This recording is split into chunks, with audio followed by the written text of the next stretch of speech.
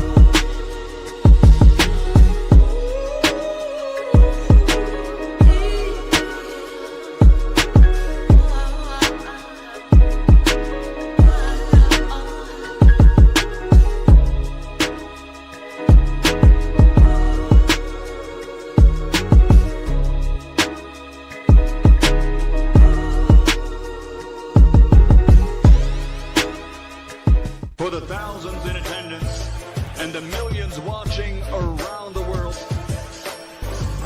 ladies and gentlemen, let's get ready to rumble!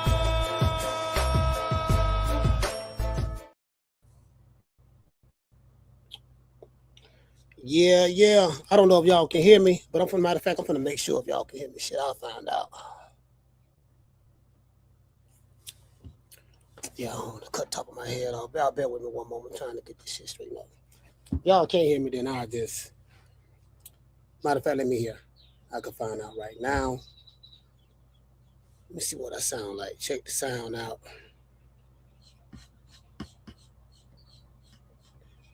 All right, it look like I'm good. Let me pull the show up on my phone. All right, it look like I'm good. Let me pull the show up on my phone. All right, yeah, I can hear it. All right, it look like I'm good. Let me pull the show up. All right, I'm a little. All right, I can see that. I can see it a little bit. Look like we Gucci. Look like we Gucci. Look like we Gucci. We look all right. On my phone. Look like we Gucci. Look like we Gucci. All right, cool.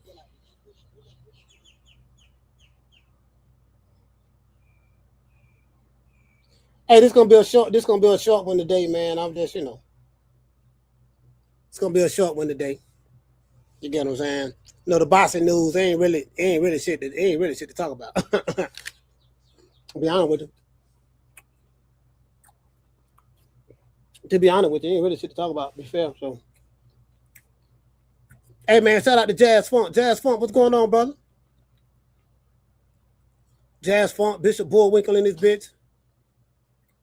I don't want to eat. My bad. Eat the apple while I'm on the show. My bad.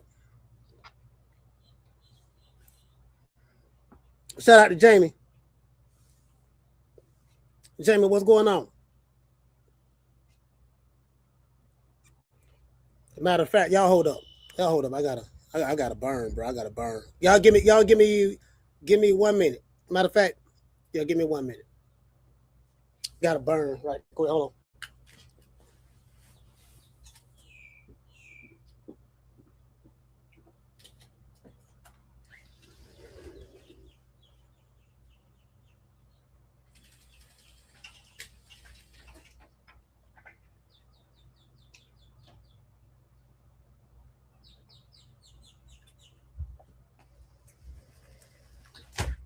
Yeah. The old boy back. Cookie, what's going on, Cook? Cookie and Hippie. Yeah, man. Y'all had to sorry about that. I had to take care of a little something. Had to get my water.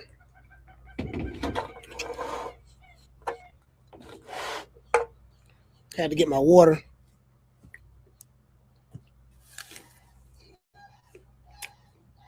But I haven't eaten anything. All right, we look like we kind of slow.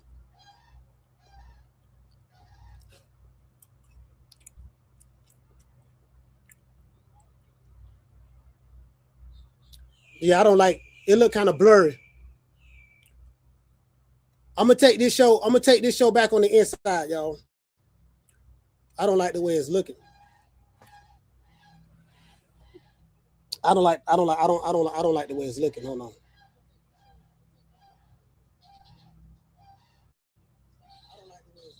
Yeah, I don't like the way it's looking. Probably gonna go on the inside more than likely. I'm gonna have to turn the computer on the inside. Looking kind of blurred to me. Hey.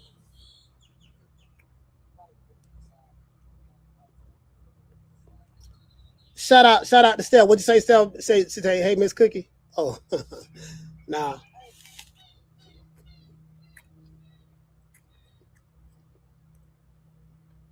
He said you got to get a Wi-Fi extender. I do. I have one.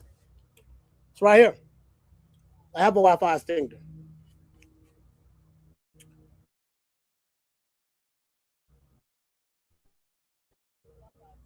Yeah, I have one. Why is it not showing good? I don't know. Hey, I'm gonna go back on the inside though, but I need to burn first. So I'm just out here because I need to burn. Well, I don't need to, but you know, I gotta burn, man. I haven't eaten anything today. It's apples, the only thing I've eaten.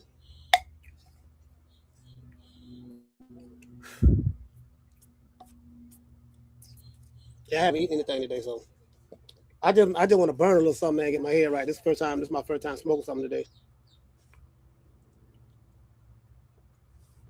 He said, great upcoming fight Saturday. B More Hilton. What? B More Hilton Hotel, Scooter Davis. Yeah. I don't know nothing about it. That's a local. That's a local fight. Yeah, I haven't heard anything.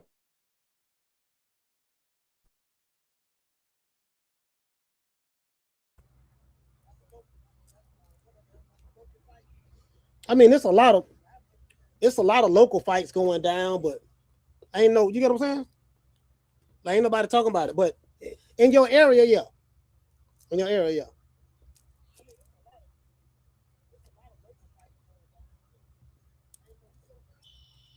Yeah, we not going on. I just want to burn a little bit, then we're gonna take it on the inside.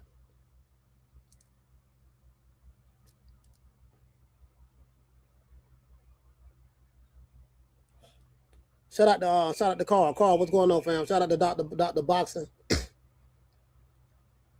Shout out to Felicia. Shout out to Green Eyes P.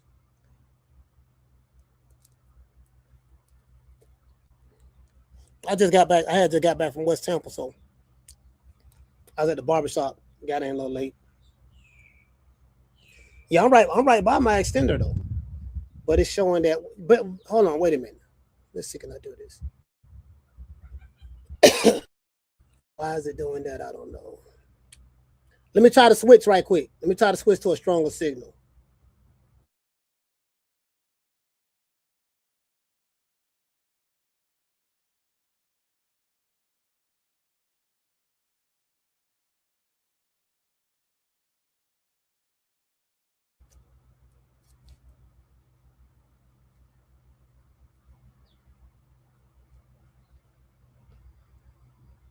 Dismiss. Okay, choose a plan.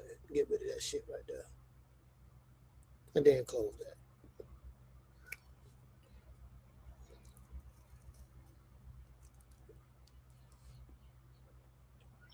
I went to a different one, so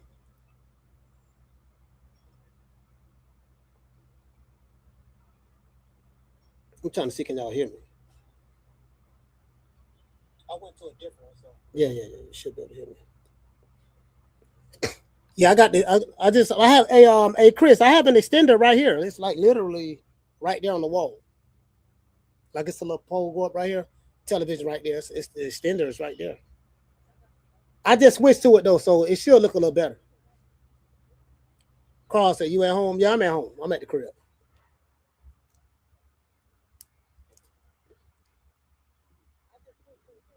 I just switched to it, so on my phone it look a whole lot better. It look a whole lot better on my phone. It don't look blurry anymore. So I was looking on the news, right? Check this out.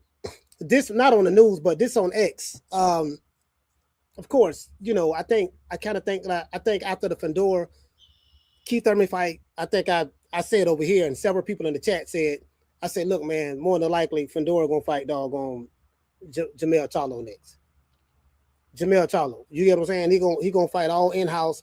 Fundora is not. He's a fighter that's pretty much protected, so to speak. They're gonna keep him behind the PBC bubble. I think when he got knocked out by I forgot the guy who knocked him out. That scared the hell out of everybody, and now he's just gonna fight up the old guard of the PBC, all the old niggas who started boxing in 2000, who turned pro in 2007 and in 2008 and in 2012, like Errol Spence and stuff. Spence came later. He came in 2012. They're gonna let him beat all of them up. That's what they're gonna do. But then talk about how great he is and all that shit there. That's what they're gonna do. Shout out to Felicia.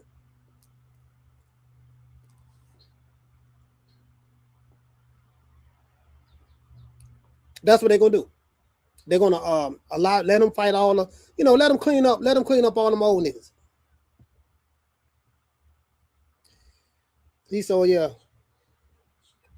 It's so many local fights that's going on. So me personally, I like the local fights. The local fights I love. The reason why I love the local fights is because, they it's a lot more like family. The families know them to go out and it's nice. You know what I mean? You get to see some fights. Everybody get to root for their guy, boo the guy. It's an atmosphere. The atmosphere is very, very lovely. I don't care what city I've been in. Like when I go here, like here in Tampa, Plant City is like not too far from me. So I go to Plant City and it's in the same county, right? And go to the pro box events. And it's real nice, man. Nice. It's like a whole nice environment, bro. Nice vibe. It hold maybe 1,500 people, something of that sort. But it's nice. It be packed. Those little small venues, you can pack them. You know what I mean? And the fight cards don't be a lot of money. I mean, trust me, I know. I've spoken. Like I remember when I was in Houston, we was at the Red Owl, and Freeway Ricky Ross had this fighter he was working with, and Raleigh. Shout out to Raleigh, and his fighter pulled out like the night of the fight. He pulled out. The commission came to the back. They gave everybody the instructions, and then right after that, he left.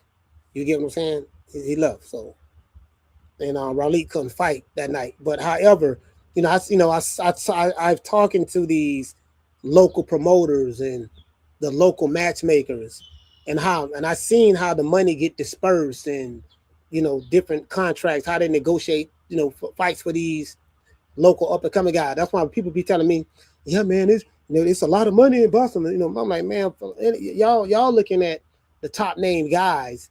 The top name guys are not the norm. It's just like the NFL, right? You just had the draft. You had the first round of the draft yesterday. You got a second round tonight, and I've been watching the draft. So, and then so on and so on, right?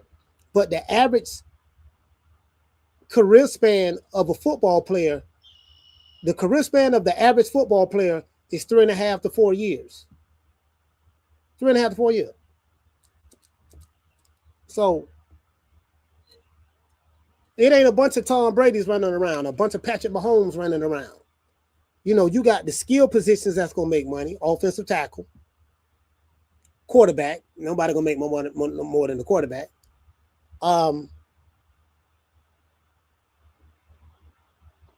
want to say defensive end, stuff like that. I think that'll be the next guy. Maybe you got a good corner or whatever, but those guys don't last long. The guys who, I mean, this is why these teams draft every year. They constantly getting players in, rotate them in, rotate them out, because the average football player, the average career span is 3.5 years. So, in boxing, you have the creme de la creme of the guys who make a lot of money. And then you have everybody else. And for the most part, there are several tiers. And, that's just reality of the situation. Hey, shout out to A-Sound T, man. A-Sound T, man. When I come to Houston, man, I got to meet you, bro. I got to meet you, fam. I promise you, bro. When I come to town, hey, I got to give you my number, man. Y'all got to give you my number, A-Sound, man. Just, man, hit me up on the, and I give you my number. Just text me on the 530 number for the show. I'll text you my number. Yeah, man. Yeah, man. I'm trying to tell you, bro. Them dudes ain't, you get what I'm saying? Like, them dudes ain't making money like that. They look at what they do, they look at the top, the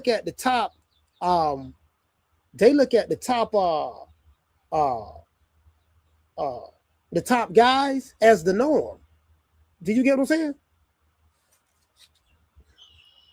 Shit, I know baseball, I know football players right here in this city. Yeah, dudes, man, like Sean King, he was the quarterback for the Tampa Bay Buccaneers. I know quite a few dudes. Them dudes ain't got no money like that. What to say? He say Fundora by TKO. Hey, you know what? Hey, Ray extraordinary. I think that fight gonna happen. The reason why I think it's gonna happen is because both of them on the same side of the street. You know, you get what I'm saying? And I'm peeping the play. Look at it, bro. Look. They put the Tim Tszyu. Tim Tszyu kind of like a PBC fighter over here in America, right? Even though he's over there in Australia. They put him in there with Tim Tszyu. Tim Tszyu was the guy that they was trying to prop up. Sebastian Fundora beat him. So they said, okay, well, it was because of the cut and all that stuff there. And Tim Tszyu team did not do a good job at protecting him or something of that sort. They didn't protect him, so they didn't protect him. So it's kind of like, you know, he got caught up in that flam and yada, this and that. And, you know, so, but then he doubled back. Then Fundora got knocked out. Then he beat up Erickson Lubin. Look at it. I want you to look at it, bro. They fed him Erickson Lubin. Lubin dropped him. Then they put him in there with, you know, but fights that he heavily favored to win. Then they put him in there with, I want to say, was it Mendoza? Who was that dude that knocked him out? I want to say Mendoza. That messed up the apple cart right there. Mendoza knocked him out. So we saw that he was chinny. Then we saw how what's her name dropped him. Sebastian Fundora. So because you know, in this day and age, if you get hurt or you get dropped, that means you chinny. That's what they say in this age. So I like to use their language. Okay, so we know he chinny. So which really that ain't what chinny is, but that's neither here nor there. So they put him in there with that, and then now they fed him. They gave him a rematch with Tim Tszyu after Tim Tszyu got knocked out. He took care of him. He took care of Erickson Lubin. Then they fed him. Keith Thurman. Old ass Keith with no more time left. Keith Thurman. They fed him. Now guess what? He wanted to fight Errol Spence. They were gonna feed him Spence. And then now they trying to feed him Jermell Charlo. That's what they doing. Hey, shout out to Bishop Boomwick. What did you say, fam? You say his name was Brian Mendoza. That's who it was, fam. Mendoza. You're right about that, Bishop. Good looking out. Yeah. He said we really need this fight for King Jermell. No, well, King Jermell ain't fighting. I don't know who the king is, but you know, Jermell ain't fighting.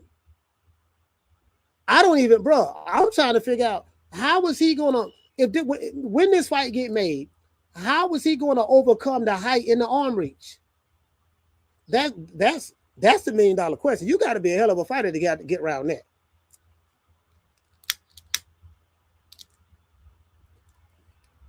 I mean, but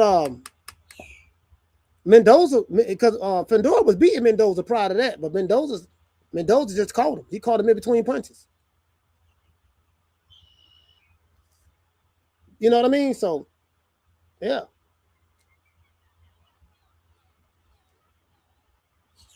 He caught him in between punches, so I don't, you know.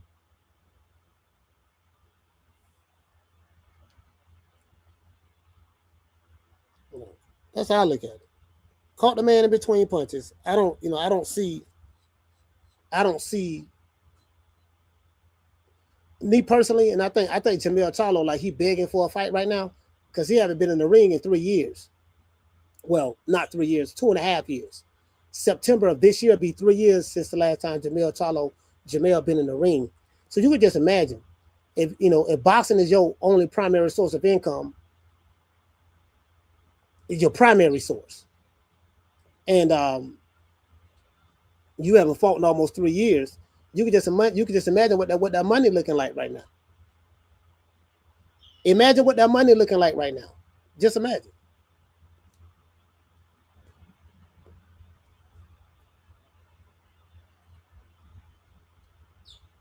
Another thing too. Yeah, man. What you say, Jamie? I'd rather see Charlo versus Spence. Hey, I mean, I think we can get Charlo versus Spence. Hey, check this out. From what I'm hearing, Jamie, from what's being reported, you never know until they actually happen. But from what I'm hearing, Charlo, Spence supposed to be fighting Tim Tszyu. That hasn't been confirmed. That hasn't been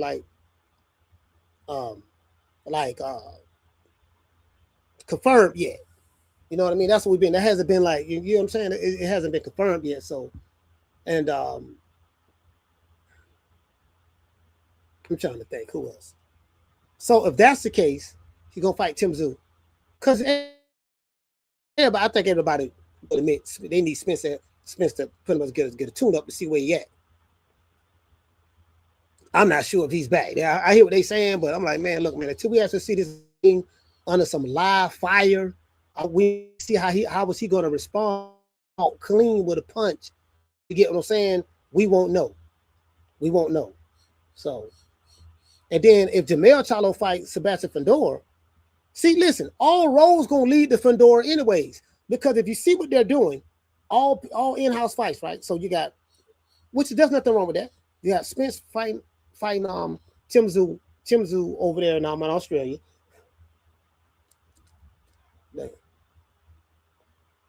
Over there in Australia.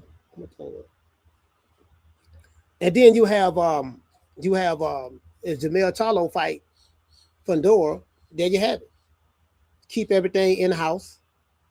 Amazon Prime. What they're gonna do, they're gonna put it on pay-per-view. It's gonna go quadruple plastic. Nobody's gonna buy it. Nobody buying these pay-per-views.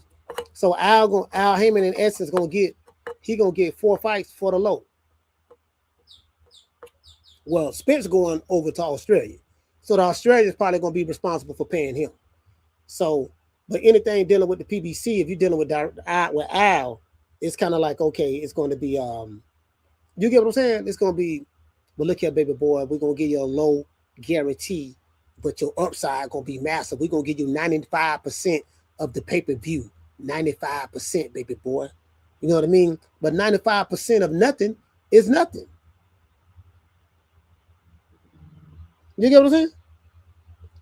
95% of nothing is nothing. Cookie, what you doing? You get what I'm saying? Like, oh yeah, we're gonna give you 95%. That's how they get you. Yeah, dog, what we gonna do, baby boy, we're gonna give you, you're gonna split 50-50 on the upside of the pay-per-view. You a star. And then you listen to Oscar De La Hoya telling you a star shit. You don't fail for the upside of the pay-per-view. Ain't no upside. hey, Harlow Davis. They go to talking about, shout out to Devin. Hold on. Y'all hold on. This dog getting my nerve. Come on, man. You got to kick rocks, bro. You blowing the groove right now, man. Right now, I'm trying to do a live. You tripping, bro. I ain't got time for this shit. Come on, you go back on the inside. That's where you going.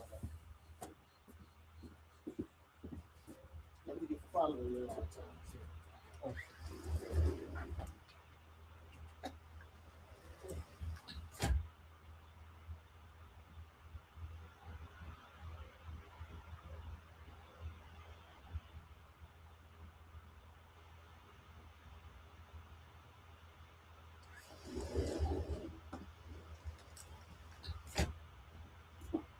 Yeah, man. Motherfucking dog.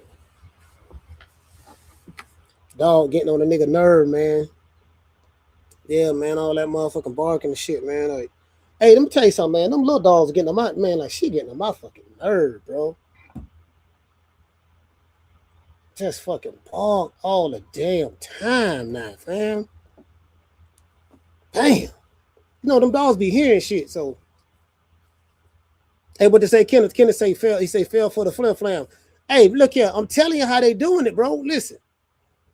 In 2026, I remember they said Crawford was, Bud was a fool. He do bad business. Come to find out, he was right the whole goddamn time. I'm like, matter of fact, I spoke to Bud the other day. Man. You know what I mean? He doing well. Nigga talking about, yeah, dog, what we gonna do? Look at Floyd now. Yeah, dog, what we gonna do, baby boy? See, I'm gonna take your money, put it in escrow. We're gonna put it in escrow, baby boy. I got some junk bonds. We're gonna invest your money in. We're gonna set this up over here to the left, and all your money gonna go through this account right here, baby boy. You see what I'm saying? And what we're gonna do? I'm gonna do something like a drip campaign. You know what a drip campaign is? Now, what's that? A drip campaign is when I'm dripping you a little bit of your money at a time, a little bit here, a little bit there.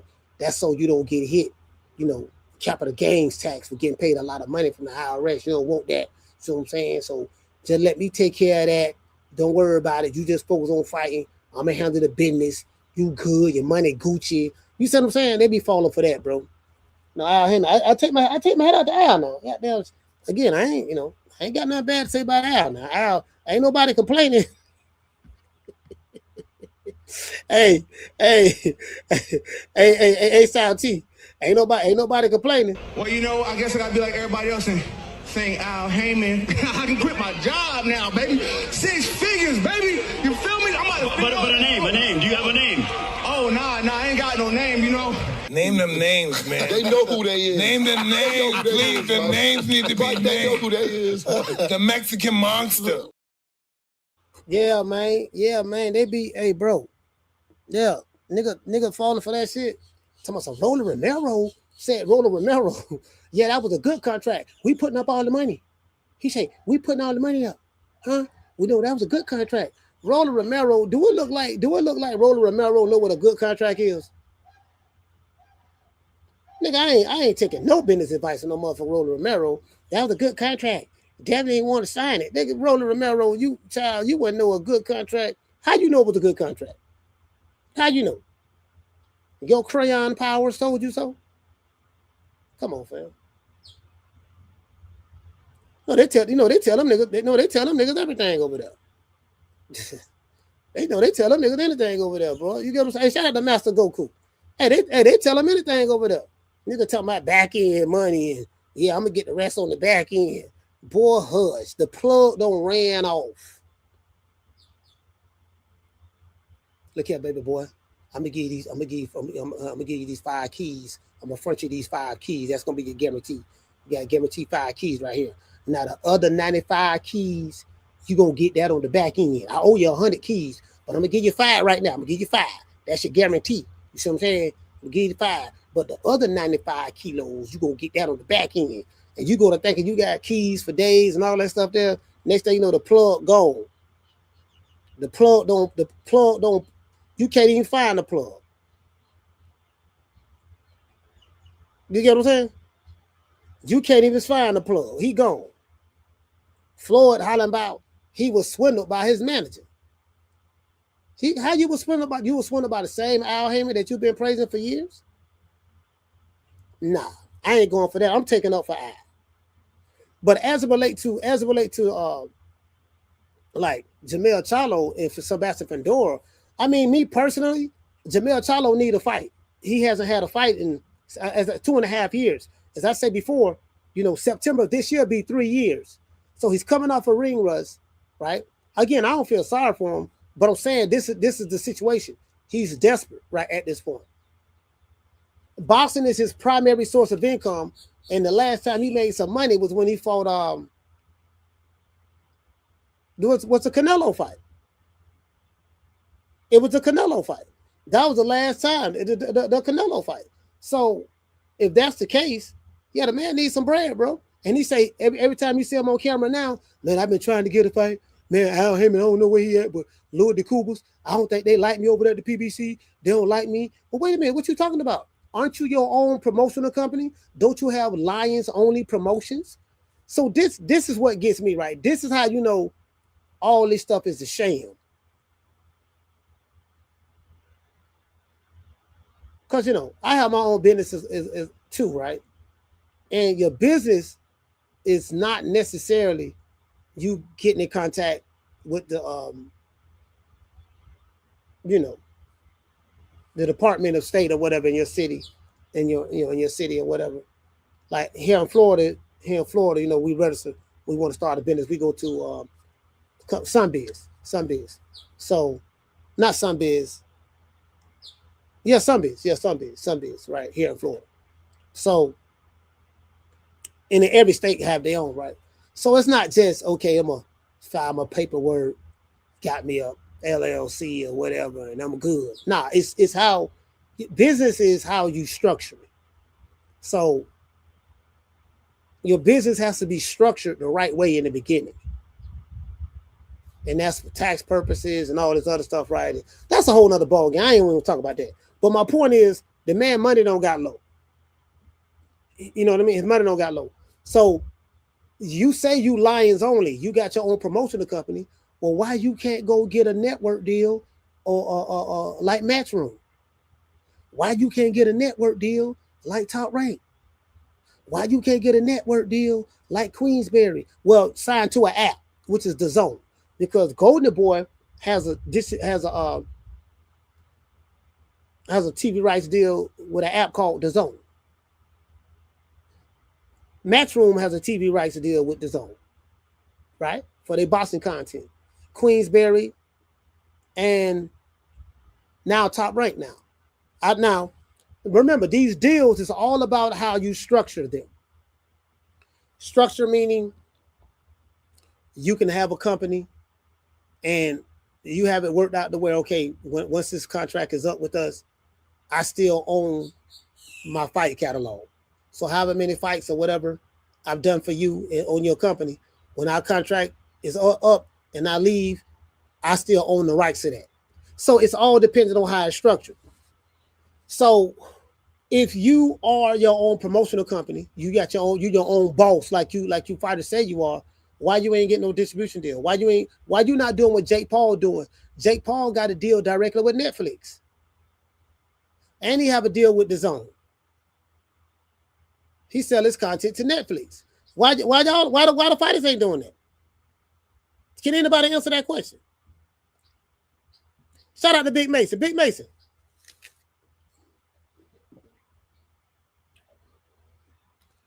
Oh no, I don't want to. Y'all hear me munching this shit.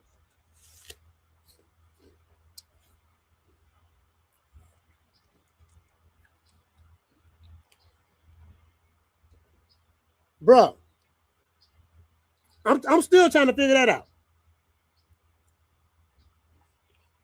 I'm still trying to figure that out.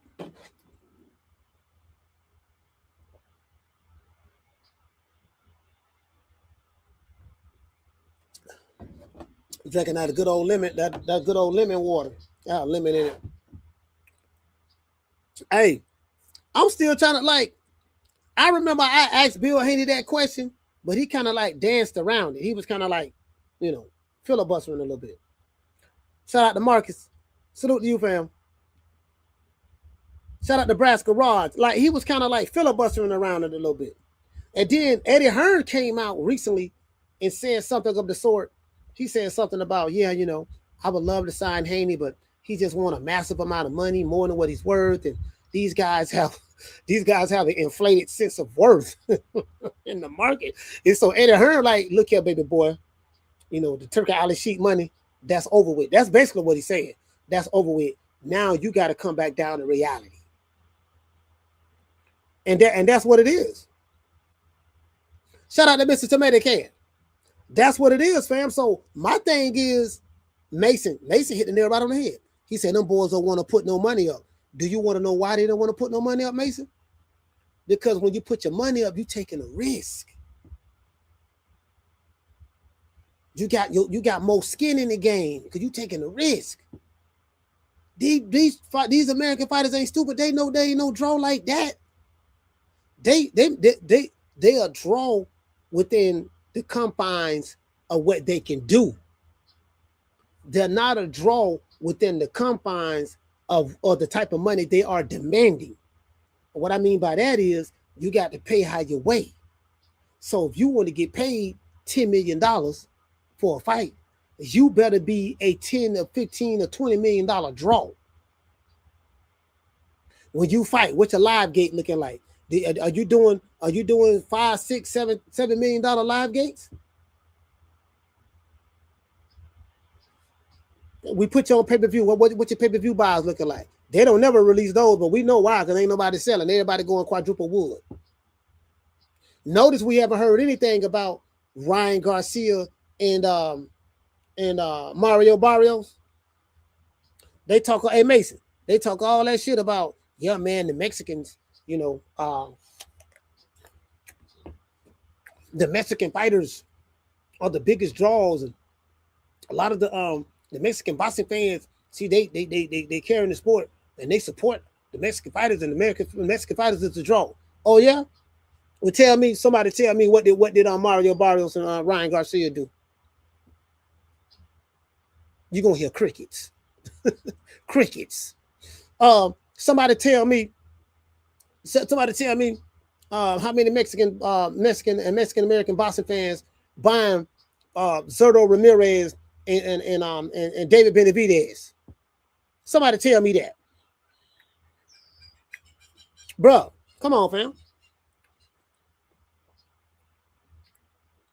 Niggas ain't buying, man. Look, man. See, that's what I be trying to tell y'all. They try to talk like every group is a monolith. Listen, no group of people are monoliths. Whether they Mexicans, Mexican Americans, Foundation of Black Americans, or African Americans, or Pan African, or Asians, Chinese, Japanese. No group of people are a monolith. So there's no such thing as, yeah, our group, we all support our own. And that ain't true. That's not true at all. Because everybody don't identify do skin color politics. Like, explain this to me. If that's the case, why guess what? Why Ryan Garcia can't sell? I'm talking about outside of fighting a Tank Davis or Devin Haney. Those will probably be his biggest numbers. And we know what him and Tank did. Him and Tank did that. That was him and Tank together. The Tank ain't do those numbers without Ryan Garcia neither. That was an anomaly. That was a one-off, right? But Tank do numbers by himself. I think he do more numbers than anybody in his peer group. So, talking about live gate. So why we ain't hearing about these astronomical numbers that Brian Garcia and Mario Barrios did on pay-per-view? Wasn't that fight on pay-per-view? On the zone? Come on, man. These niggas ain't no stars, bro.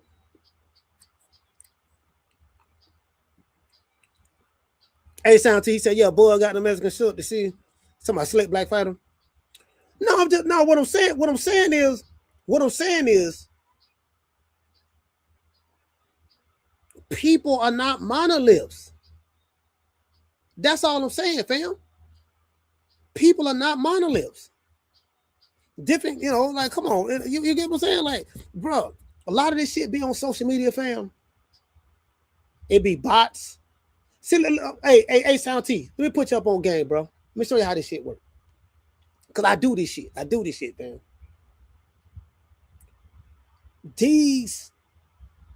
Okay, put it this way. I'm gonna break it down like in the music business, right? When they want to blow an artist up, I'm not saying anomalies. Michael Jackson was an anomaly. Prince, it was an anomaly. You have those guys who just go to another stratosphere. That happens, but that's not the norm, though, right? Mike was an anomaly.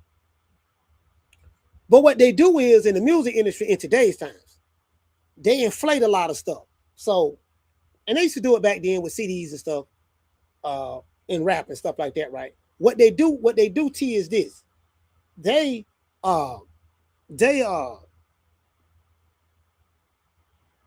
in the music industry, they'll be like, oh man, this is the #1 stream song in the country.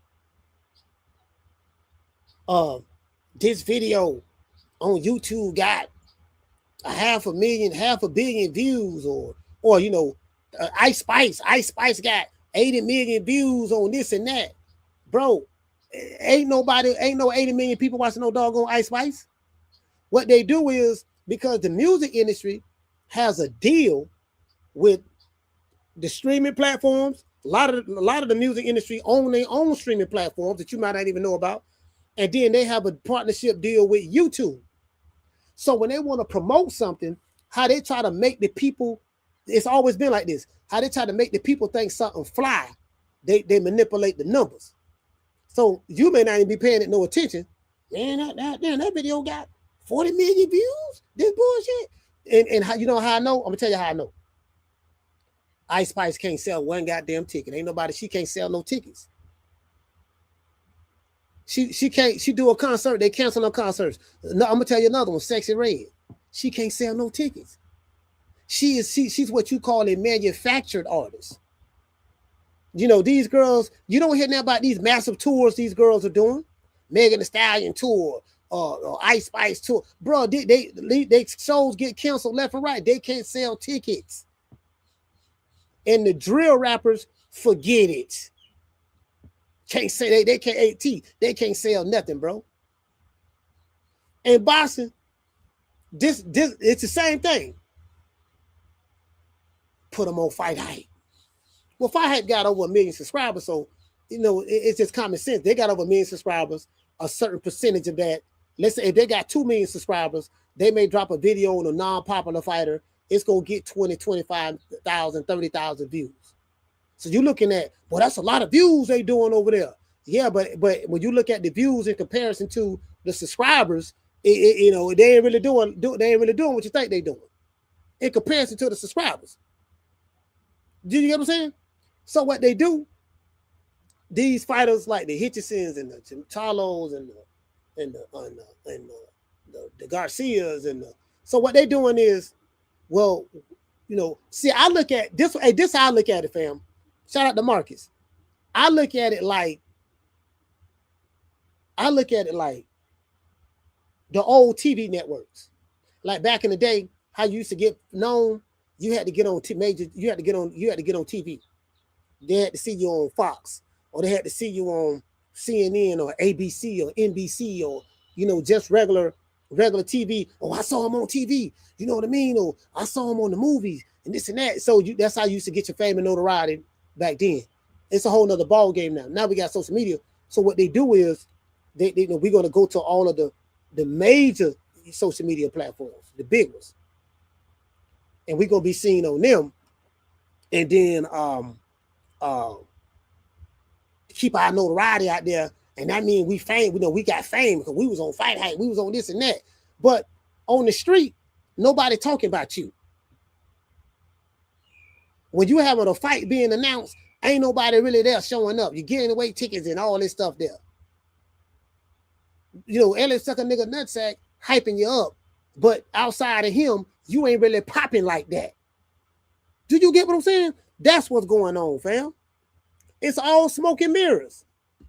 The old flim flam. Yeah. Yeah. All smoke and mirror, bro. Hey, what'd you say? Nebraska Ross say Puerto Rican assassin is a perfect example. Yeah, that is true. That is true. Puerto Rican assassin is a perfect example. Say Barrios and Ryan, they gave away. Bro, hey, Marcus, the week of the fight, they cut tickets down 50% for the Mario Barrios and Ryan Garcia fight. The week of the fight. Come on, fam.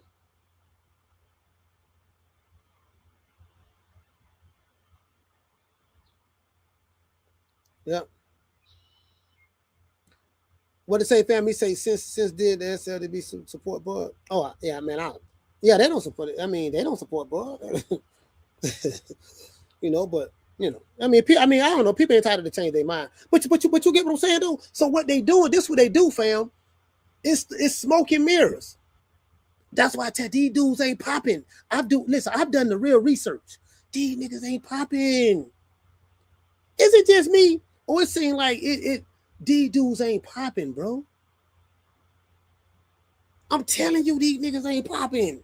Telling you, bro. Man, this shit smoking mirrors, fam. Hey, what you say, Chris? Chris, what's up, Chris? He said pay-per-view was on sale for weeks at discount prices. Man, shit.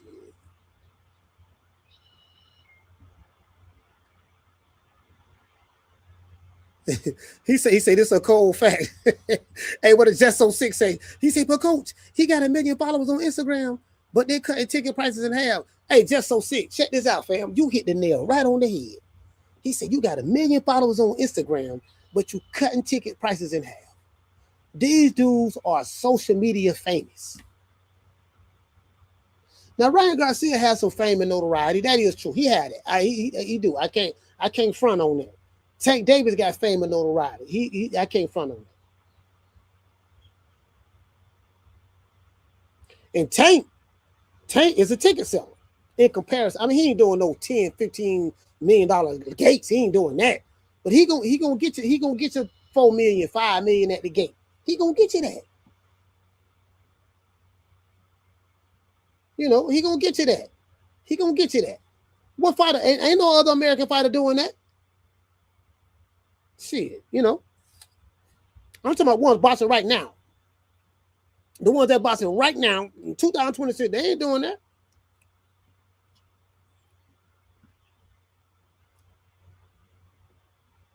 Yeah, they be I mean, outside of Canelo, what they got? He said Mexico ain't really got another star in the making either.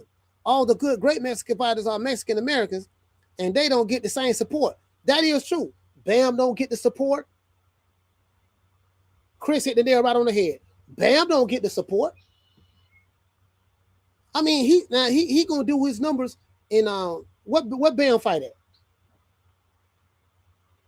Where is Bam from? Where is Bam Rodriguez from? Anybody know? I met Bam. He's a real nice guy. Where is Bam from? Is he from Arizona or is he from Texas? I think Bam from Texas. I think Bam from Texas. He said Benavidez is trying, but he don't have the backing. Yeah, he don't have the backing. What to say? Chris say he from San Antonio. Okay, he from San Antonio. Good looking out. Donnie say San Antonio. Good looking out.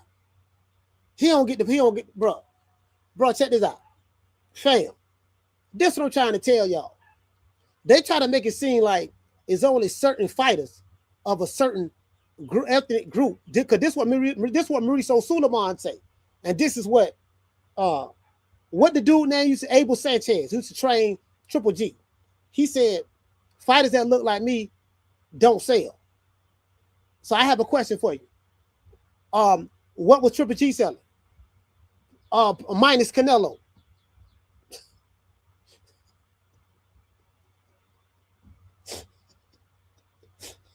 Minus Canelo, what was Triple G selling? Abel Sanchez. Oscar say, oh, that doesn't sell. He's not a draw. Listen, Roland Romero, Devin Haney is not a draw. He doesn't sell. Okay. You know, if that's what you want to go with. Okay, if Devin Haney is not a draw, he don't sell. Let me ask you a question, Roland. Is you a draw? Do you sell? Let's talk about your numbers. What was your numbers like when you fought Ismael Barroso? What was your numbers like when you fought Jackson Marinez? What was your numbers like when you fought Esau Pitbull Cruz? What was your bro? Bro, this is too, boy. This is like taking candy from a baby, bro. What it say? Kaji say Mexico didn't claim David until Canelo lost to Crawford. You know what? David Benavidez don't get that. Yeah, David Benavidez, he don't get that support like that, fam. This the truth, bro. He don't. And see, that's why he said, like, he mad at Canelo because Canelo didn't give him that shot. like the passing of the torch. I saw some shit Mauricio Suleiman said was some dumb shit. He called Crawford a coward, somebody he retired, this and that. I'm like, how you gonna call a man a coward who moved up 3 weight divisions in a 2-year span and fought the biggest, strongest, most powerful guy who had all of the belts at 168? And this dude is a welterweight. When since a welterweight move up 3 weight divisions, fight a bigger, stronger, and younger guy, more experienced guy who have more names on his resume guy, a guy who y'all said was the greatest Mexican fighter of all time guy, and the guy that's younger, 3 years younger than him guy. How was he able to do that and beat him?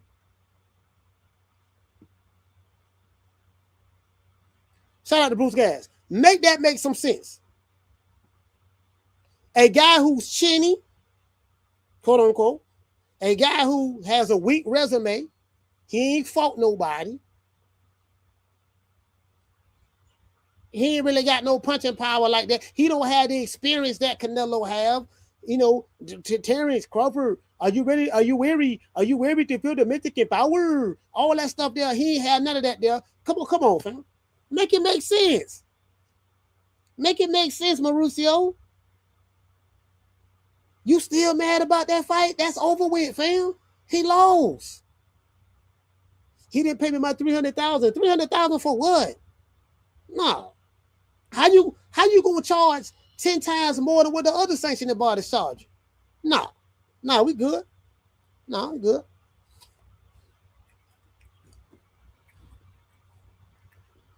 With no rematch clause in the fight. Wasn't no rematch clause. How I know? Both men said it. No, ain't no rematch. I interviewed Buddy, told me, say, no, ain't no rematch. It's one fight. Canelo ain't asking no rematch. He was sure he was gonna win. And let's not get it twisted, Suleiman. The only reason we got Crawford and the Canelo fight was because Canelo ducked David Benavidez. He ducked David Benavidez, bro. So he took the safer route. I'm gonna take the welterweight who chinny, who ain't fought nobody, who don't have the experience I have, and he old, 38 years old, and he coming off of shoulder surgery. I'm going to take him. So you duck Benavidez and fought Crawford, and Crawford whooped your ass. Now you talking about something, well, yeah, man, yeah. 6 months later, 6 months after you on chilled out, I would like to have a rematch. You're not even fighting on Cinco de Mayo. David Benavidez took your date, and he can't even sell it because ain't nobody supporting him in Zurdo. Ain't Zurdo from Mexico? Zurdo Mexican, right? He from Mexico. How come the Mexicans ain't supporting him? Zurdo ain't no doggone draw. They fighting in the cruiserweight division. Who in America watch the cruiserweight division? Who in America watch the cruiserweight division? Let's just be honest, bro. And I like it. Don't get me wrong, it's talent there. But let's just be honest, fam. When you think about the cruiserweight division that was popping, you think about when Evander Holyfield was there.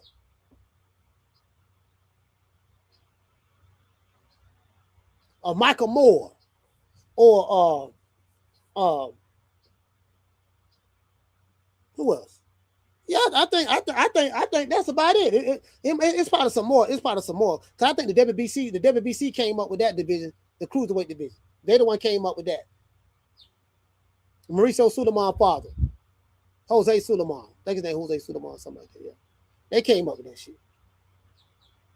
Come on, fam.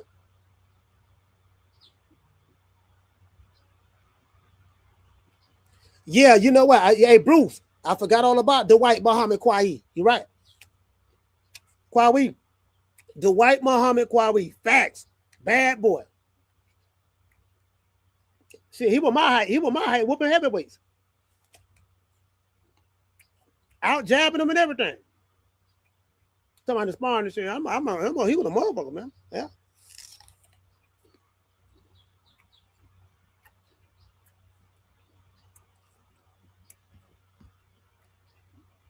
Man, look, man. You got David Benavidez, Zurdo Ramirez, supposed to be fighting, what, in a couple of weeks?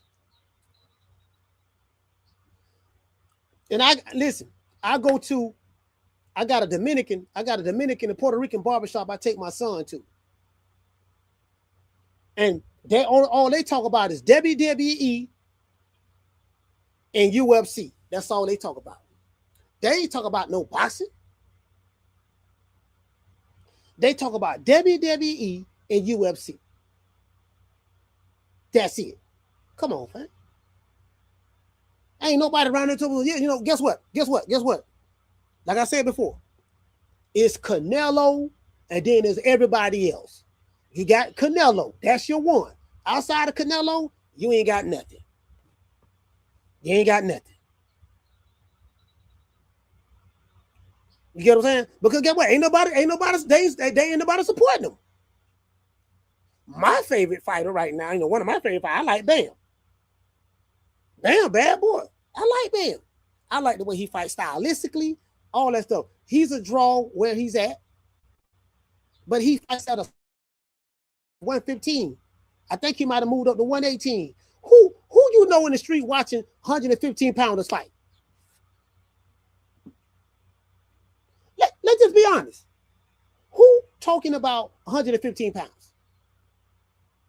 Who talking about 118 pounds? Nobody. The hardcores nor the casuals. And you ain't got no more hardcore box fans anymore. They gone. They don't went to WWE. They watching wrestling now. Or UFC. So come on, fam.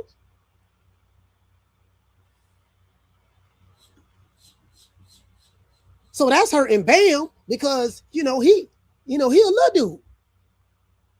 And then, so they ain't checking for him.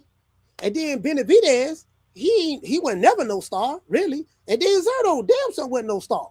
So you got two guys who they are, don't get me wrong, I don't want to disrespect Benavidez or Zurdo. Both of them are skilled fighters. They are really good skilled fighters. But let's just be honest. They don't move the needle. And they fighting in a division that don't nobody watch. The cruiserweight division. Shout out to school though. Who you know watching the cruiserweight division, fam? So how you gonna say, yeah, I'm gonna take over Oscar De La Hoya? Yeah, we have Soto Ramirez, he's a star. And we got David Benavidez, Golden Boy and PBC, we're back together again doing business, and we're gonna take over Canelo's holiday, Cinco de Mayo, that's gonna be our holiday now. How you gonna take some shit over? Like, don't nobody even care about Cinco de Mayo if Canelo ain't fighting. I'm talking about in boxing. Before that, it was Floyd Mayweather took over Cinco de Mayo. Cinco de Mayo, and when you have a fighter fighting on the Mexican holiday, that's a big day for the Mexican culture, the Mexican people. It's a big day for them, and they used to seeing they top guys fighting there, the Oscar De La Hoyas. Then Floyd came and took it over. Then now Canelo. They ain't around there bitch talking. Yeah, they not pulling out the Mexican flags for Canelo, for David Benavidez and Zurdo. Am I wrong? Am I missing something? Come on, fam.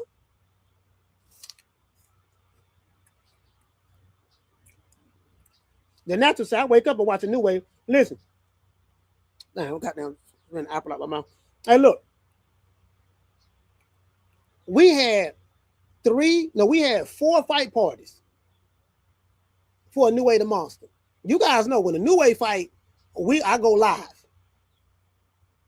I wake up by 5 in the morning, 5:30 in the morning. We go live. It's receipts. Them been some of our best live shows early in the morning, 5 in the morning. No, but it's about 6 in the morning, right? People getting up, getting ready to go to work. The main event don't come on to like 7:30, something of that sort. People getting ready to go to work. I'm up. A New Way fight. Trying to tell you, man. You got to be a hell of a mofo. Make me get up. I get up that early in the morning. You know what I mean? So, but I'm just saying, fam, like, you know, these man.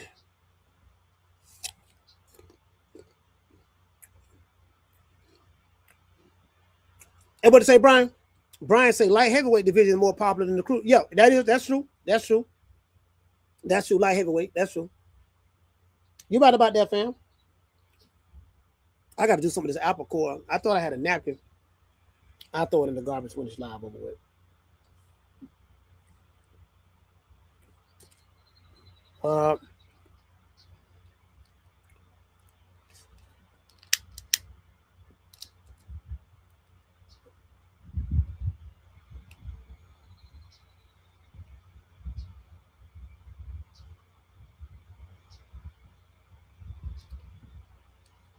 What is hold on, what he say?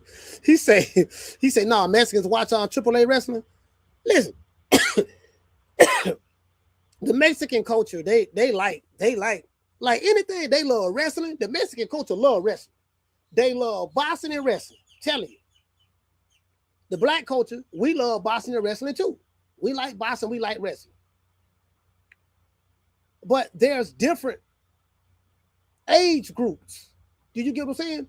So what I'm trying to say is the young black folks that's growing up now and the young Mexican folks that's growing up now and Mexican Americans and stuff like that, and even the young white Americans and stuff, it's a different culture than people of that same from that same group that are older.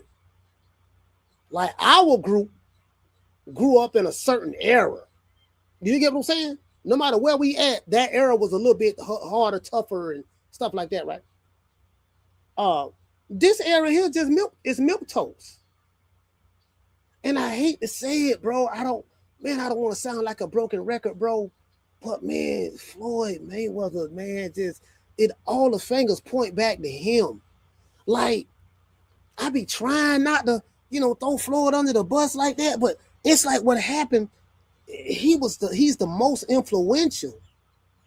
He's the most influential, so he's the one that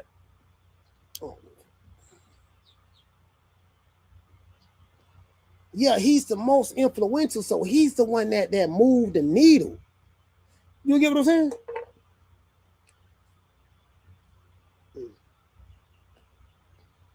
Everybody wanted to be him. They want to try to talk like him, want to try to dress like him, want to try to flex like him. Oh, we got to protect the old. You ain't fought nobody. My resume better. And like, bro, they just started using all Floyd talking points. I say, man, it fucked everything up, bro. Hey, what to say, fam? He say people fell in love with Floyd's lifestyle, not the work. They don't know. Hey, guess what? They don't know nothing about Pretty Boy Floyd. They came in on the Money Mayweather era. That's where they came in at. You see what I'm saying? The shit that I ain't blaming Floyd, but I'm blaming Floyd. He say protecting the old has been the worst thing for boxing. He says it's also on the promoters that pink slip fighters. After 1 or 2 losses. That is true. Like, you can't pink slip a fighter because he lost a couple of fights.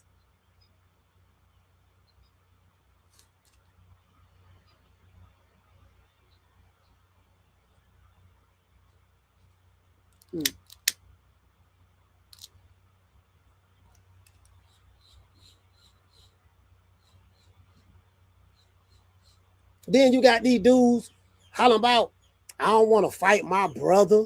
We brothers. That's my cousin. We friends. We hanging out together. We dancing together. We at the club together. I'm like, man,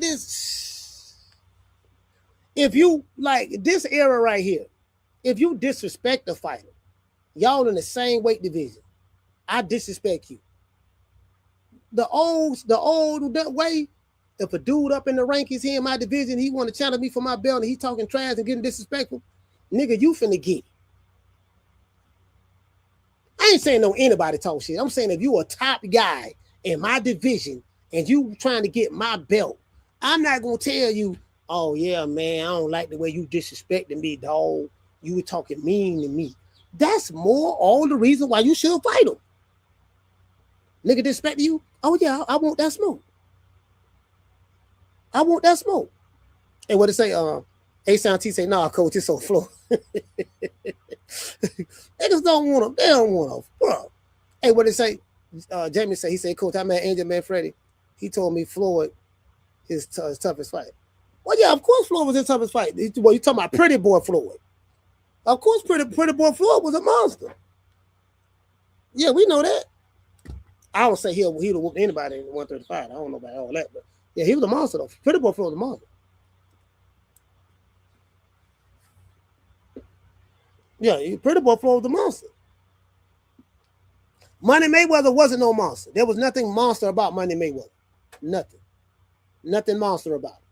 He was just he'll run the clock on you. He type of fight, I'm gonna run the clock on you, work behind the jab. He beat you with basic boxing fundamentals.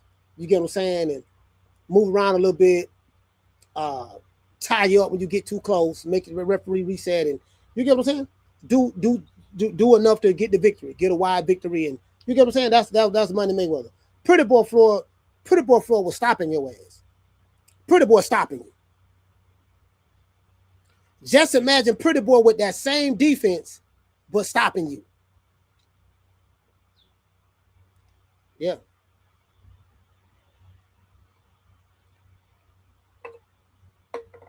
Hold on. Hey, what the lit read? Hey, I got a glove. You must be seeing him. What?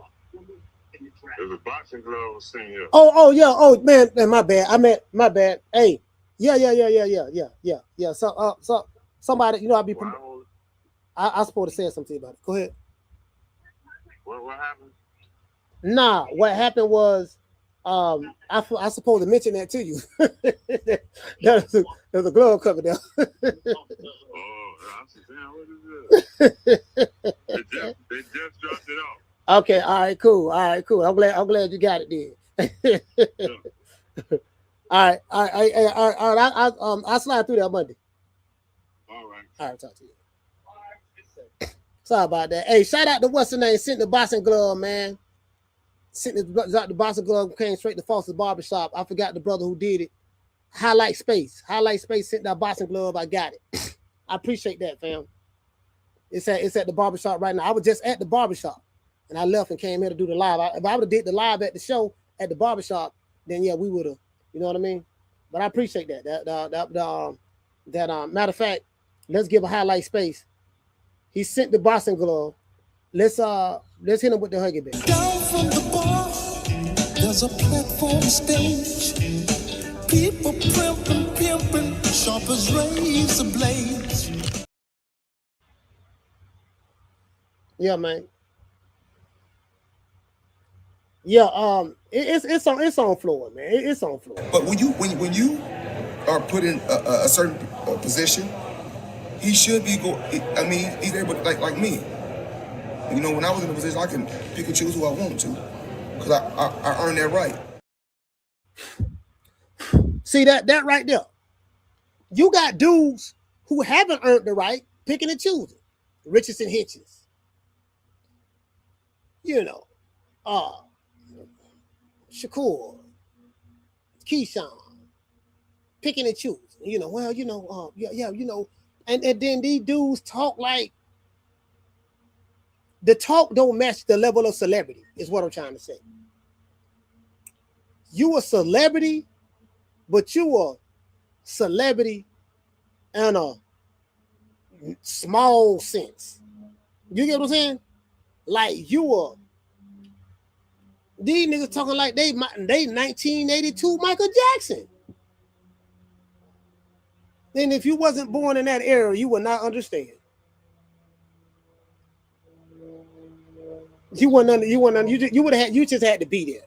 Looking at videos, it don't even do it no service. Don't even do it no justice. But these dudes act like they 1991, 92, 93, Michael Jordan. 96, 97, 98, Michael Jordan.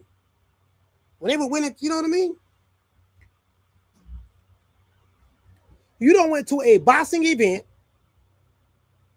Everybody know you're a boxer because you had a boxing event. Some niggas threw some cameras in your face, and you thinking you superstar Billy Graham because you got an interview on Fight Hype.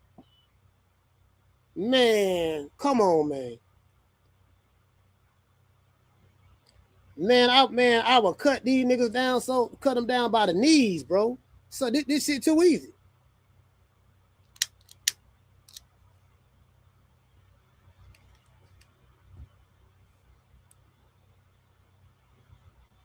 Yeah. These dudes ain't that, bro.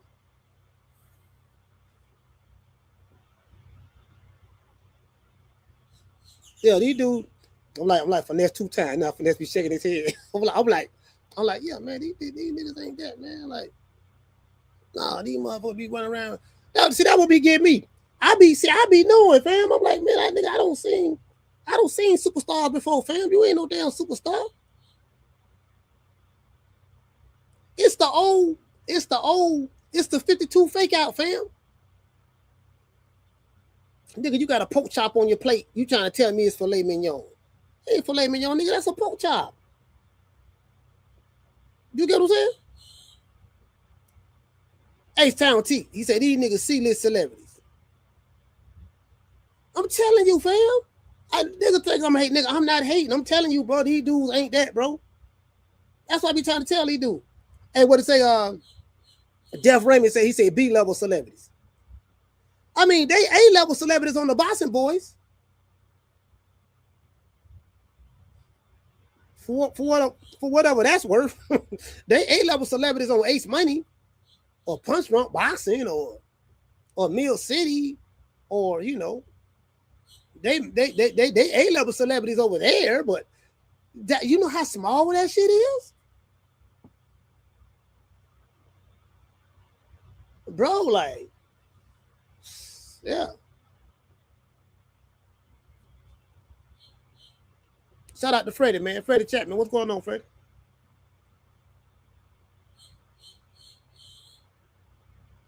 He said, did you see that boxing video? Yeah, I saw it. Shout out to Schoolo. Schoolo, what's up, fam? Yeah.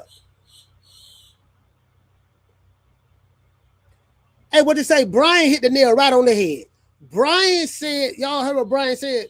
He said too many fighters with the entitlement mindset instead of earning their stripes. Man, you know what, man? I gotta hit you with the Huggy Bear on that one, bro. You hit the nail right on the head. These dudes are entitled. They have an entitlement mindset, and they ain't even fought nobody to earn the right to even be entitled. Down from the bar, there's a platform stage. People pimping, sharp as razor blades. Man, you hit the nail right on the head, bro. Fam, why you entitled again? Yeah, nigga, cause see, this is the thing, right? Do you know what make any comeback sport exciting? Especially a comeback sport like boxing. What makes any comeback sport exciting is this. When it's a high-risk fight, when both guys got something to lose, and both guys are looked upon as the top dudes in their respective division. Boxing is the only sport. This is why I like organized sport. I like NBA. I'm just saying I don't like the way it is now, but I like it. But you get what I'm saying? You know, I like NBA. I like football, American football. There's no such thing as my team, Tampa Bay Buccaneers. Some people may like Houston, Texas. I like Houston, Texas. Great defense. Oh, I love Houston, Texas. Dallas Cowboys. Philadelphia Eagles. Cincinnati Bengals, Pittsburgh Steelers, New England Patriots, Buffalo Bills, Kansas City Chiefs. There's no such thing as the Kansas City Chiefs saying, oh man, you know what? We ain't gonna play San Diego this year. We ain't want to play them. San Diego got to go play. They got to go beat. Tell San Diego, y'all got to go play Denver Broncos. And what is Kansas City Chiefs, Denver Broncos? And the Oakland, and play the Las Vegas Raiders. They used to be called the Oakland Raiders. And then the LA Raiders. You go play them. Then go play the Bucks. Go play the Bucks. Go play Carolina Panthers. Go play New England. They was good last year.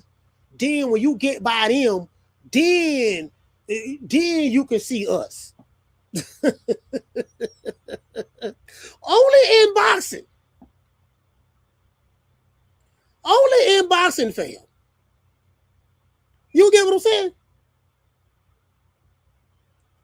Only in boxing. Nigga go to tell her, hey, you got to go. And basketball. You know what, dog? Boston Celtics. Yeah, we ain't playing no New York Knicks. Knicks, you got to get by Atlanta Hawks first.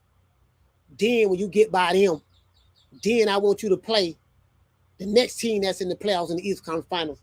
Get by them. We ain't gonna do that. We just gonna be sitting there shaking like we picking and choosing. We don't want to play, to get by Indiana. Then you can play us. No, you can't do that in football. You can't do that. You can't do that in European football with the soccer. You can't do that in baseball. You can't do that in basketball and boxing. You can't even do it in the WWE. Roman Reigns and Oba gonna fight each other. That's going down. The big Nigerian dude. Biggest name in the WWE right now. They're building it up. Oba is a headliner.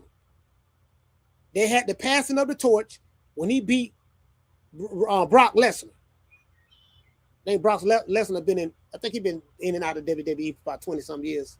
Something like that. You get what I'm saying? Yeah, so we finna go get that heavyweight title. Then we going for Dustin Rhodes. We gonna get the undisputed title. We gonna get all that there. Nigga, boxing, these niggas ain't, man. Come on. We the Charlo twins. We known for calling everybody out. Please call these people out. Listen, the whole world's looking at you. Call these people out. What's up? It's the Jermell the Hitman Charlo. Let's get it. Who want it?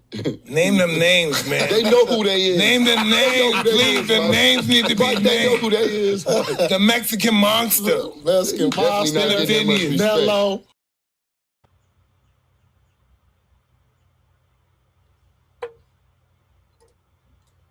That's it. Bro. Boxing, this shit right here, bro. This shit, man. Niggas number one without fight. Niggas number one without fighting nobody. He the best based on what? He knocked out this. He knocked out this. He knocked out this apple core right here. Yeah, he knocked out. You see what I'm saying? Oh, okay. He the best in this era. In this era. He the best because he know how to do this. Yeah. Oh, that look good.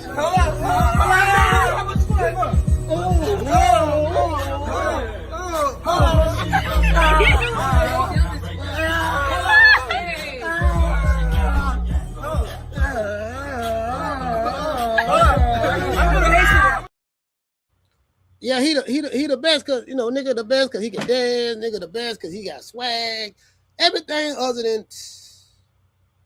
And then the dudes who fighting the top guys or who want the smoke are ostracized in boxing. Like the dudes who been doing it.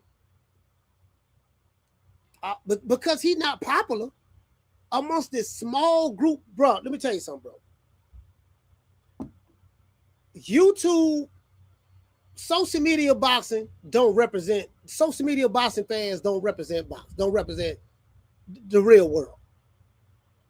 This is a microcosm, right? This is a artificial world that we living in boxing. We created, right? Artificial world, right? This shit, you know, don't think because a nigga got a channel, whether it's this channel or any other channel or whatever, they represent boxing. This is how everybody feel. Motherfuckers don't even watch this shit like that. We the only ones to watch it. And just religiously and talk about it. You walking in the grocery store, but I remember a time, bro. We used to have fight parties. We going out, nigga, Mike Tyson for the fight. Nigga, motherfucking Mike. Mike on closed circuit TV, then Mike on pay-per-view. Nigga, Mike Tyson finna fight, nigga. You know what we finna do? This is what we finna do. AT, check this out. This is what we finna do. Nigga, we finna motherfucking go to the mall. We finna get an outfit. Everybody don't plant this shit. Everybody got that date circle. Nigga, Mike Tyson fighting this day. That shit was like a national holiday when Mike fought.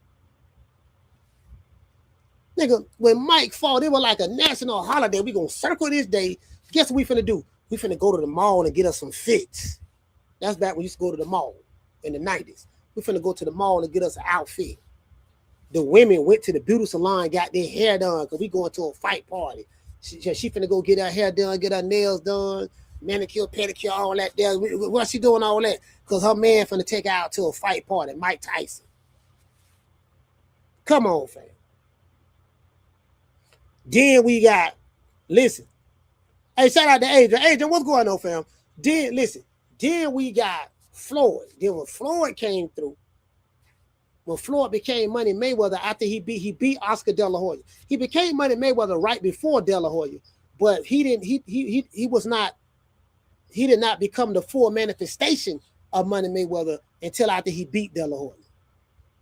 Beat De La Hoya over there on Golden Boy because Floyd Mayweather in essence became a Golden Boy fighter when he left Top Rank. Because Golden Boy had all the fighters that Top Rank didn't have. He just had his deal structured, you know, the way he had it structured. That dealing with HBO and all that stuff there, but you get what I'm saying? So then Floyd, and we used to have fight parties for Floyd. When Floyd fought Marcos Maidana, I was at a fight party. Bro, when Floyd fought Marcos Maidana, I remember exactly what I was doing. I had a internet radio station in Miami called Wars Miami Radio. It was Wars, WARS, Miami.com, something like that. I had an internet radio station. I'm at my homeboy Chris' house. Chris is Jamaican. I think he's from Jamaica, but he came up in New York and he moved down there. A lot of Jamaicans in Miami, right? A lot of Jamaicans, a lot of islanders in Miami. Anyway, you know what I mean? So Miami like the hub for everybody. Every nationality, race come through Miami. You get what I'm saying? For the most part. They got Samoans in Miami, people from South America in Miami, people from throughout the Caribbean, everything in Miami, bro. Everything. Trust me. It's a melting pot. I'm at the fight party. And there's people that women now, you get what I'm saying? Even with Floyd, they were doing that. He was like the last remnants of it. They did it for Oscar De La Hoya. I think they did it for Oscar De La Hoya too. You know what I mean? I mean, we wasn't doing it, but I'm saying pretty sure like Oscar De La Hoya fans, they were doing that for Oscar. That's Oscar. Oscar was the golden boy. Oscar had that commercial appeal. You get what I'm saying? Oscar, he was a ladies' man too. But I didn't know he was a switch hitter. I didn't know he went both ways, but he didn't reveal that. He didn't reveal that side of himself back then. You get what I'm saying? Oscar was a switch hitter. Well, I didn't find that out till later though, but man, come on, man.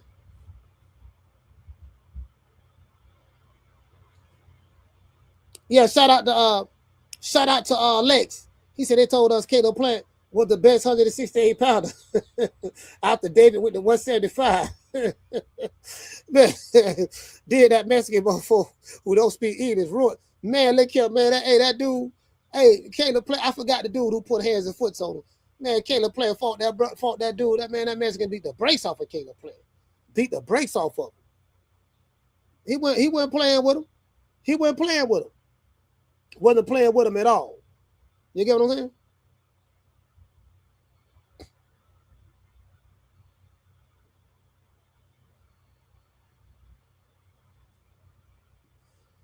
Yeah.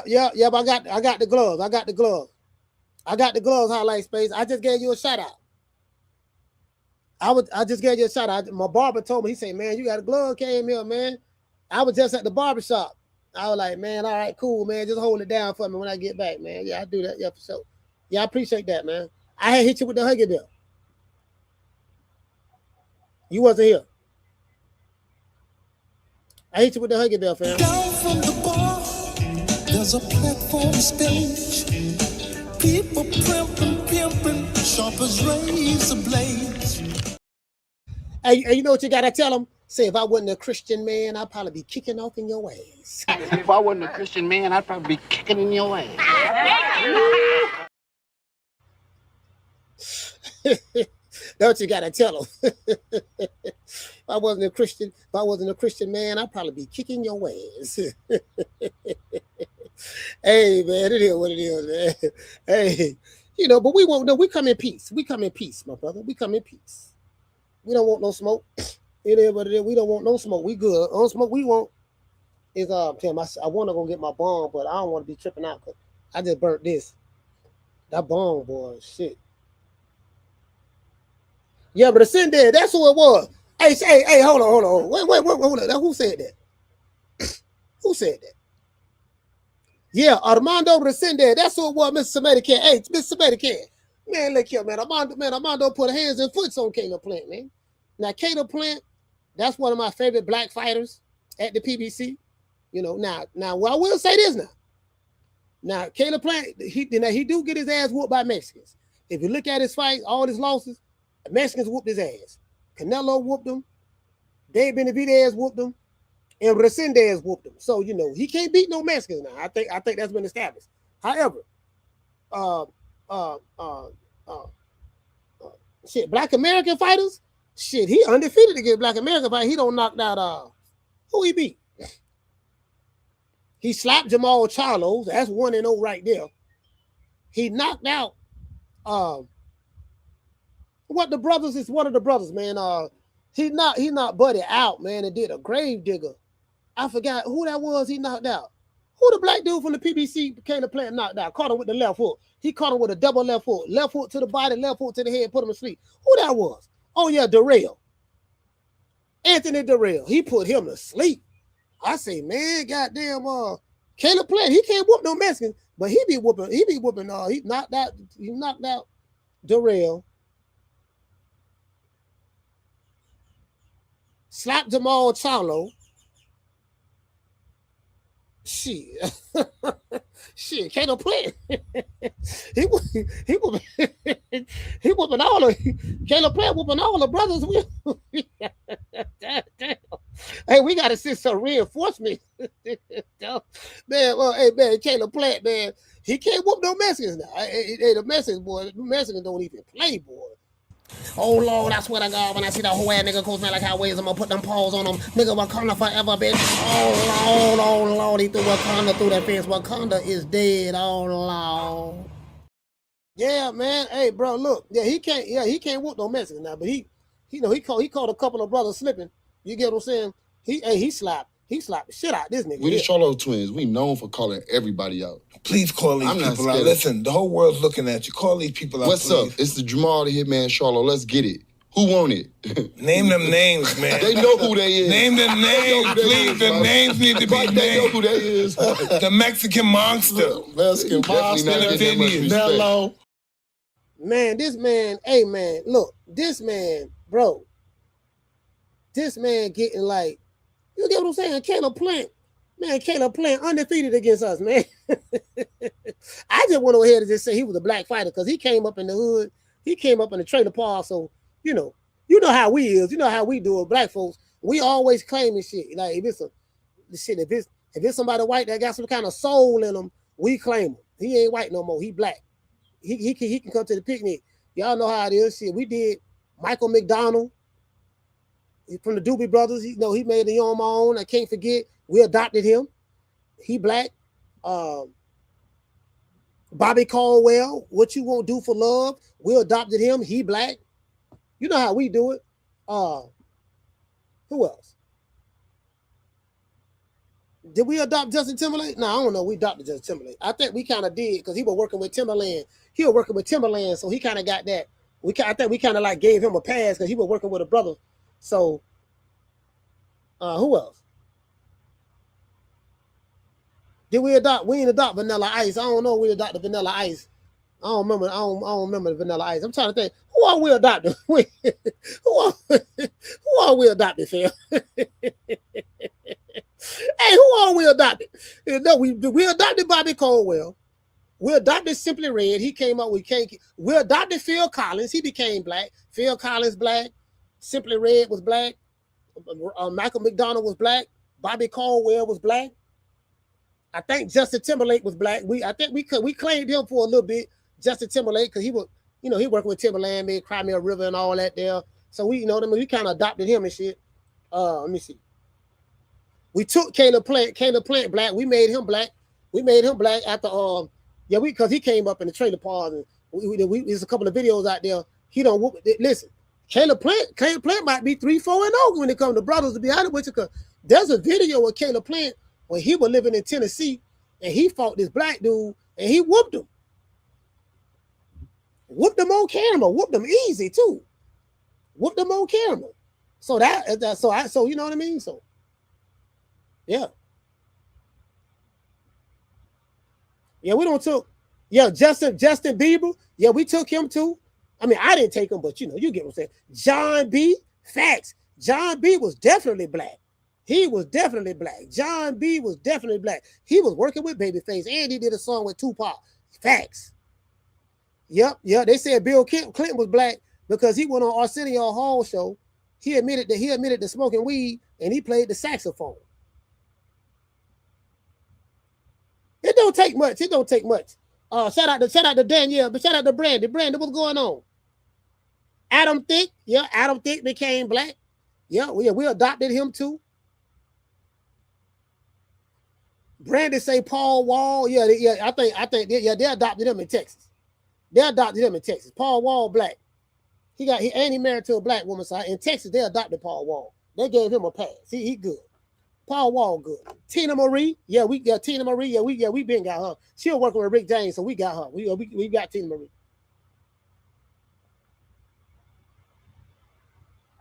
Yeah, we did that. Yeah, that's true. Tina Marie. We always Hall and Oates. Facts. Boy, ooh, Lord have mercy, boy, you hit the nail right on the head. Hall and Oates. Hall and Oates was definitely black. Oh, they black to this day. They black to this. Hall and Oates will always be black. Nah, no, wasn't no Elvis. No, Elvis was never black. We never claimed Elvis. No, we never claimed Elvis. Never. Elvis stole too many songs. We never claimed Elvis. Color Me Bad. Listen, the lead singer for Color Me Bad, we adopted him. We made him black. Lead singer for Color Me Bad. That's right. Yeah.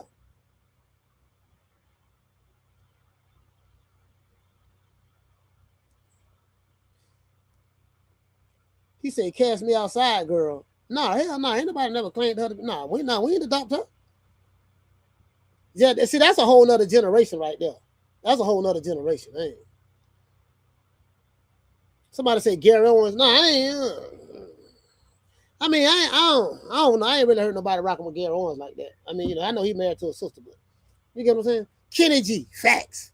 Kenny G, we adopted Kenny G too. Facts. I was gonna say Rod Temperton. Rod Temperton, man, one of the founding members of the group Heatwave. Wrote Thriller, wrote a lot of hits for Michael Jackson. Thriller, Baby Be Mine, which was my favorite song off of Thriller album, Baby Be Mine. I think he wrote Human Nature. think he wrote Human Nature too. Yeah, he wrote some shit. Him and Quincy Jones did a lot of work together. But yeah, you know what I'm saying? Yeah. But Hall and Oates, definitely. Like Tina Marie, Kenny G, yeah, all of that. Yeah. Now all this new shit, I don't know about all that. All the new shit, y'all like talking about Catch Me Outside. I don't know nothing about all that. That's before my time. That's before my time right there.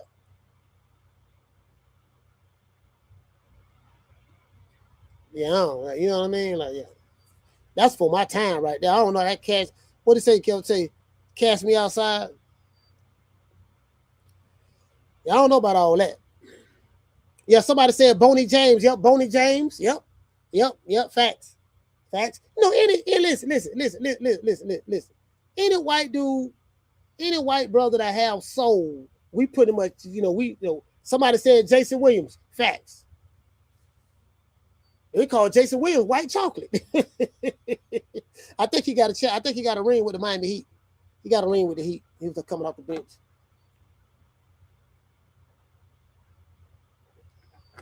Yeah, you get what I'm saying? Yeah, you know.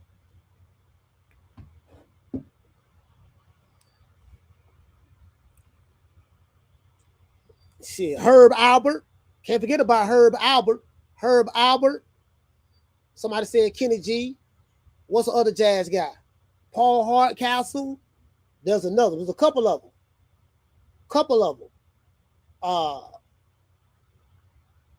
Damn, it's some more I'm forgetting. Somebody said third base. I wasn't fucking with third base. I wasn't fucking with him like that. Average white band. Yeah, the average white band and KC and the Sunshine Band. Average white band, KC and the Sunshine Band. We got to throw that in there too. Somebody said George Lopez. No. No. No. Nah.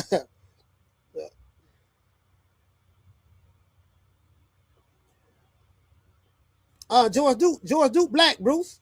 We talking about whites. We talk about white musicians or just any white person who have soul, who black people automatically claim for our own to be black. Yeah. The Bee Gees. Somebody said the Bee Gees. Ooh, that's a mean one right there. That's a tough one there, boy. Oh no, boy. He said the Bee Gees. The Bee Gees owned the 70s. I don't think it was a group made more hits than the Bee Gees in the 70s. It was probably between them and the Jacksons. It was between them, the Jackson 5 and the Jacksons. They were the Jackson 5, then when they left Motown, they became the Jacksons. Yeah, you know that. Hey, you know what? Def Raymond, boy, you came in one. You pulled out one then. Hey, what you say? Travis Kelce. Hey, Brandon say Travis Kelce before he turned white again with Taylor Swift. Hey, look here, man. Hey, Brandon. Travis Kelce was a brother. Come on now. He had that sister. He was a brother. You get what I'm saying? Somebody said Mike Bibby. Mike Bibby mixed, right? I think Mike Bibby. I think Mike Bibby was mixed. I think he black and white, if I'm not mistaken.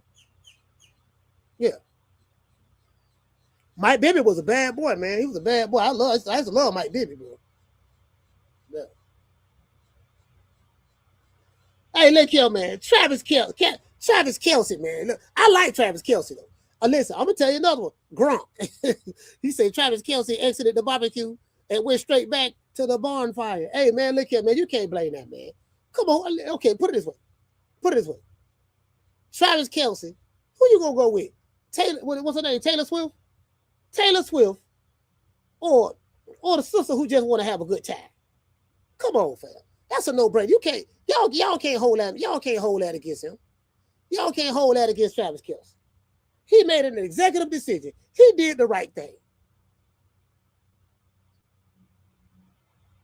Y'all can't. Yeah, y'all can't. Yeah, y'all, come on, man. Y'all, come on, man. Come on. That's like right now. If a sister, let's say she with me, right? And she leaves. She said, I'm leaving. She leave me. and she go get, I don't know, Justin Bieber or one of these, super rich white dudes out there. I'm like, I'm gonna have to charge that one to the game. Cause it ain't like she left me for a drop shot. You get what I'm saying? Like, yeah, he stopped messing with the sister, but he ain't leave her for a drop shot. He left her for Taylor Swift. Okay, come on, man. She gotta charge that one to the game. Yeah. All she wanna do is, be on Instagram all day, spend all this money, and yeah, I bad me a tall, good-looking, handsome white man. You know what I mean? Yeah, the man, come on. I can't hold that against him. Somebody said Marky Mark. Hey, you know what? I ain't gonna lie. We didn't claim Marky Mark. Marky Mark come from my era. He my age. We didn't. Nah. Mark Wahlberg. Nah, we ain't really. But he did used to act a lot. He was more on the hip hoppish urban side. He was more like the brothers. You get what I'm saying? But I don't think that was an overwhelming, like, you get what I'm saying? Like, we ain't claim him like we claim Michael McDonald or like we claimed Bobby Caldwell. It wasn't like that. Somebody said Pink. Nah, I don't know about that. Nah.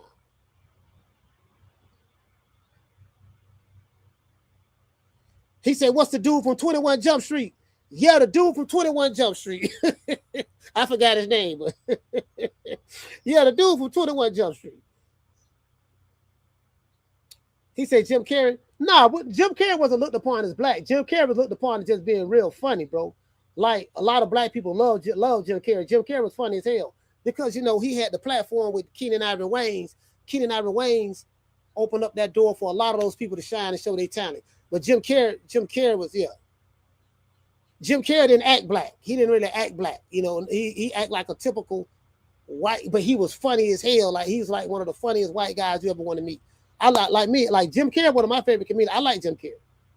I like his on-air comedy. I don't know if he do stand-up. I probably wouldn't like him at all stand-up, but I like his on-air comedy on TV. Jim Carrey, one of the GOATs, man. He'll GOAT, man. He'll GOAT. I can't take that from him. He'll GOAT. In his lane, he's definitely that. Definitely. Christina Aguilera is I think she's Spanish. She's from Spain. She's Spaniard. Is Christina Aguilera Spaniard?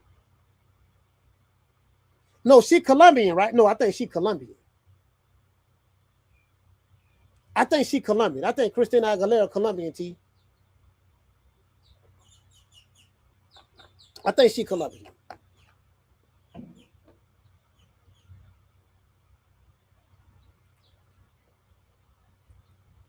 And what they say, Brandon say, he said the comedian Ralphie was more black than Jim Carrey. Jim Carrey was funny, man. Jim Carrey was hilarious. That whole In Living Color cast, man. The doggone, what's my main man name? Tommy Davidson. David Allen Greer. Them dudes. Jamie Foxx. Damon Wayans. Man, them dude, bro. That was the funniest TV show. Like, that show opened up the doors for the Chappelle Show. That opened up the doors for Chappelle Show. And what opened up the doors for Living Color was Hollywood Shuffle with Robert Townsend and Keenan Ivory Wayans. A lot of stuff that I saw they did in Hollywood Shuffle. He did some of those same treatments and skits in Living Color. Like, Living Color, all it was a skit. You know how we do like video skits, like Country Wayne. We got the Country Wayne skits and all that stuff there. Those shows was nothing but skits. That's all it was. Okay, we're gonna do this skit. We're gonna act out this scene. We're gonna have handyman and this and that. That was just a skit. And then we're gonna show another skit with Fire Marshal Bill. Like, all those are just skits. When you go back to look at Flip Wilson, Go back and look at the Richard Pryor show. Go back and look at the Red Fox show and stuff like that. Yeah, man, like they, all those are skits, fam. Like the skit game ain't nothing new. It's new to the like social media. Okay, we doing skits, but when if you think about it, yeah, think about it, yeah.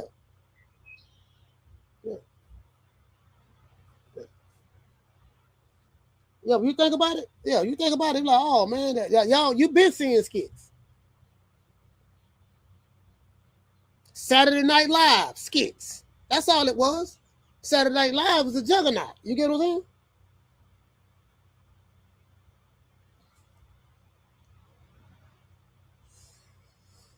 Yeah, that's when comedians was funny. See, back then you was allowed to be funny. Like I like George Carlin. He'd say nigga, but in the right context. I like Robin Williams. Love George Carlin. Love Don Rickles. Of course, Richard Pryor. I love Richard. The GOAT, the Richard. You know, but you had some monsters coming out, man. These dudes was funny, man. Comedy, that's when people can make fun of each other. Do you get what I'm saying? Ain't nobody getting butt hurt. Like that shit made like we used to crack on each other when I was going to school. Now you do that, they call it bullying. They call it bullying. Like motherfucker crack on you, joke on you because you ain't dressed right, your shoes look messed up, this and that. And then over a period of time, you start cracking back and you start getting better. Then it help you with being quick on your feet, thinking, always diverting, or you get what I'm saying? Like a motherfucker try to chew you or crack on you, whatever the case may be, you hold your own. And nowadays you can't. You get what I'm saying? It just it don't change a lot, bro. Rodney Dangerfield, one of my favorite comedians. Rodney Dangerfield, funny than the mud, bro. A-Sound T say, wasn't no so-called cancel culture back then. This shit weak sauce now. Yeah, it is. It is. And check this out. And Don Rickles used to talk shit about everybody.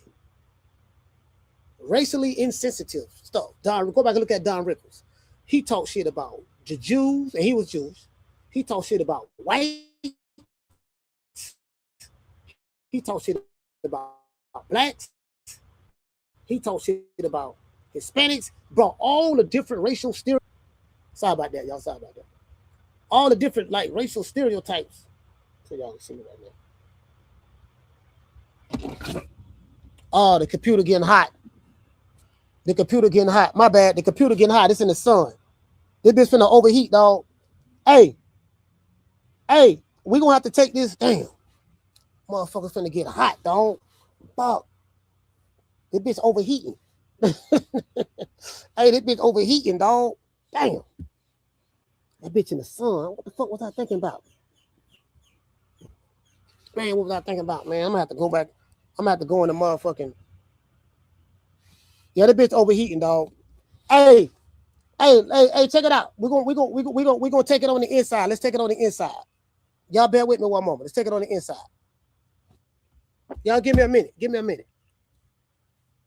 Matter of fact, take it on the inside. Shit, I got a motherfucker.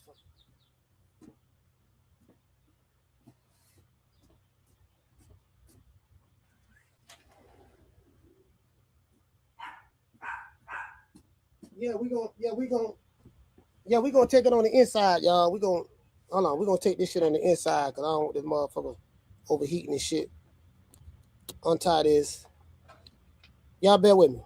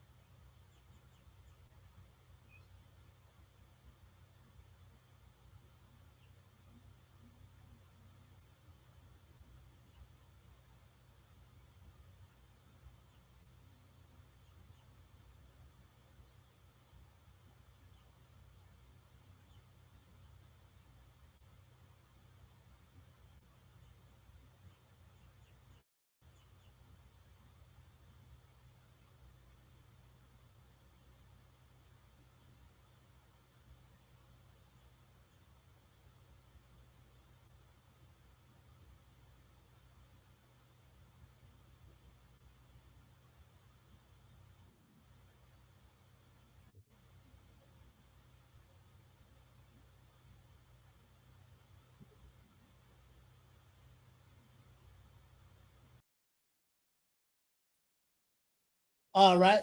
Y'all give me 1 minute. Give me 1 minute. Give me 1 minute. We finna go ahead and shut that other one down. Give me 1 minute.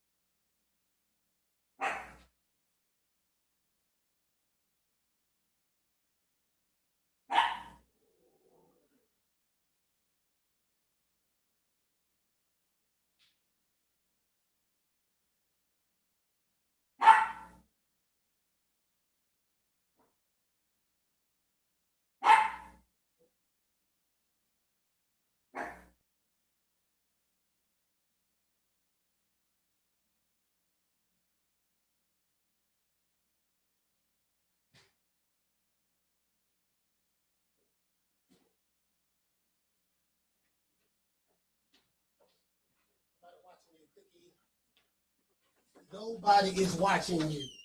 You dig? So, can't nobody just, yeah, man. Motherfucking dog barking and shit.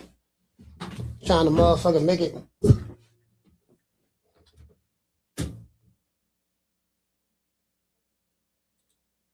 Yeah, man. Sorry about that, man. I had to get from outside. It was hot out there. I'm like, damn, my fucking computer.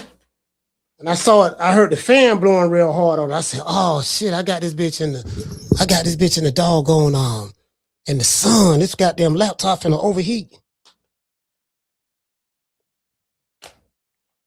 So bit of talking, wasn't paying attention, but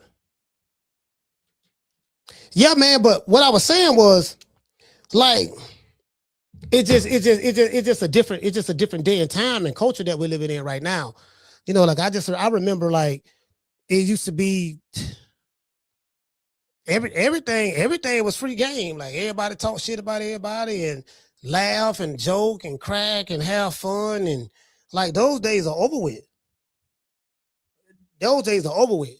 Now, there was certain thing that was off limits, of course, but like, you got to look at, put it this way. They used to do a lot of roasting back then, like roast, like comedy roast, and some of the best comedy roasts that you ever going to see. Richard Pryor, Red Fox, Don Rickles. Don Rickles, bro, let me tell you something. Don Rickles stand up there with the best of them. He is the king of insults. Like, Don Rickles, bro, that dude right there, man, was a mug. George Carlin, Paul Mooney. I said Red Fox and Richard. Eddie Murphy, not so much.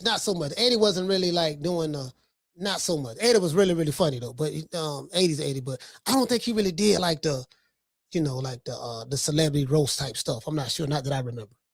You get what I'm saying? But hold on. Matter of fact, let me make sure y'all can. Y'all should be able to hear me. Yeah, y'all should be able to hear me. Yeah, Don Rickles. Somebody say Don Rickles was savage. Yeah, he was savage, bro. He didn't give a fuck. Black comedians, white comedians, everybody loved him. Everybody loved him because he gave it to everybody. Like, dude, he'll say some. Listen, he'll say some. He'll say some funny, racially insensitive shit in today's time to Wilt Chamberlain, Sammy Davis Jr., Frank Sinatra, the Italian mafia, literally, he was Jewish. Any Jews Oh my God! Any Jews in the audience? You know, bro, he don't even play like he gave it to everybody. In the daytime, man, he would be. Oh my God! Lenny Bruce was another one. Robin Harris. Yeah, you know, hey, Brandy, Robin Harris. Yes, Robin Harris was another one. He passed away before his time. Yeah, Andrew Dice Clay. Yeah. Somebody said Sam Kinison. Yeah, you get what I'm saying? It was just, Bernie Mac. Bernie Mac, another one. You know, it was just, yeah, now you got to be a little bit more creative. Now it's just, everything is ultra sensitive. Everything is racist. Everything is this. Everything is that. I'm like, man, like, with the shit funny, like, you get what I'm saying? With the shit funny, like, God damn. You know what I mean? Motherfucker didn't give a damn. You see what I'm saying? So, but like I say, you know, yeah, Robin Harris, a motherfucker. But was the shit funny? You get what I'm saying? Like, are we, you know? Shout out to he said, what I'm gonna do, Lord? Bernie Mac. Yeah. No.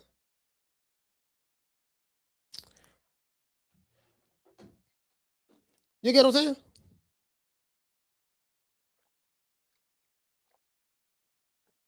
Gays got talked about. Everybody got talked about. Nobody got spared. You know, and you know, it was an understanding. It was an understanding that, you know, I mean, of course there was some type of you know, the context. Of course, there was the context. You know, the context is, I mean, it ain't like you just gonna be no Klan or nothing like that. Just gonna be saying, you know, N-word this and Jew that and crack it. You know, ain't nobody be doing all that. You know what I mean? I'm just saying, like, you know, it was like, it was just different. I can't even describe it, because it's like, if you didn't like come up in that era, you wouldn't probably even understand. If you didn't catch like those 90s, if you didn't come up in the 90s on up and catch that wave, that 90s to about, I don't know, before cancel culture, I just say that. Whenever cancel culture started, I don't know when that started. When did cancel culture start? Like, when it become like a real thing, like on the popular tip, like the norm. When did cancel culture start? Like, was that 2016 or when did cancel culture become popularized? You get what I'm saying? The fuck? Fuck you all rolling up on for, cuz? He must don't know. He can't know. Huh? He can't know. Yeah, whenever cancel culture became popularized, I think that was the end of the, you know, social media took off. So,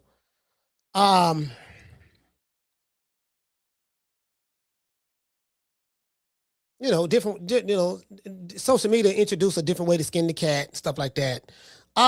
But anyways, as a matter of fact, hold on. I want to show y'all this. I want to show y'all this right quick. Now I'm back in the office. So now that I'm back in the office, let me show y'all this. Okay, so they fighting tomorrow? When they fight?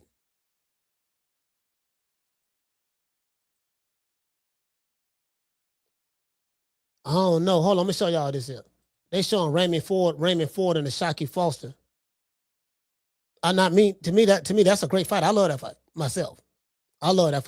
But you know, ain't nobody throwing no fight partners in there for it. Ain't nobody gonna be talking about it. You know what I mean? So we the only ones probably gonna be talking about it. And you know, on boxing.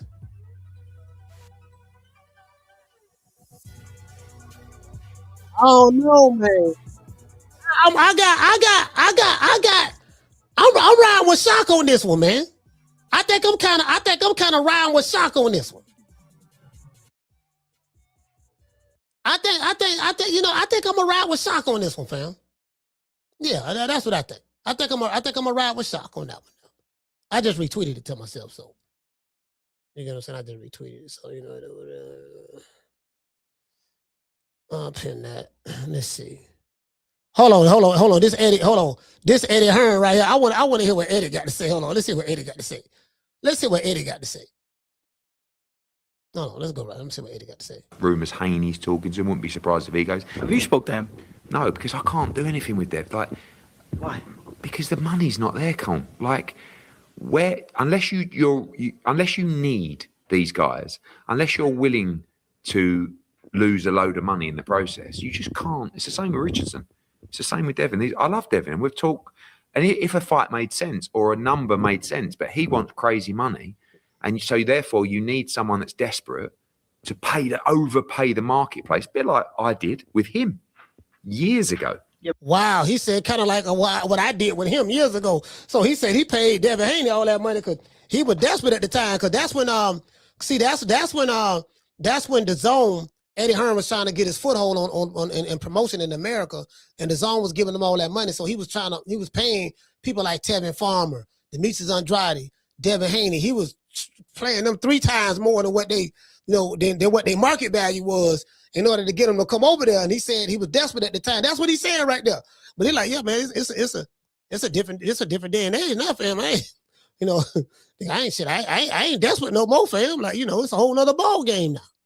That's what he's saying. And this dude still want that same kind of money. And, it ain't, But that's, you've already invested that money. Is it not worth your while to go back? No, because we're in a position now of we're number one. So we don't need to overpay crazy numbers to bring talent. Our talent roster is brilliant. And I just, like, if I sign Devin, I just don't know what I would do with him. Like, what would I do? Devin against the winner of Jack Catcher against Shakram Girsov. Okay, Devin's not interested in that. Devin just wants huge money. You could make the Ryan Garcia fight from those. No, I think, look, the Ryan Conor Ben fight was done ages ago.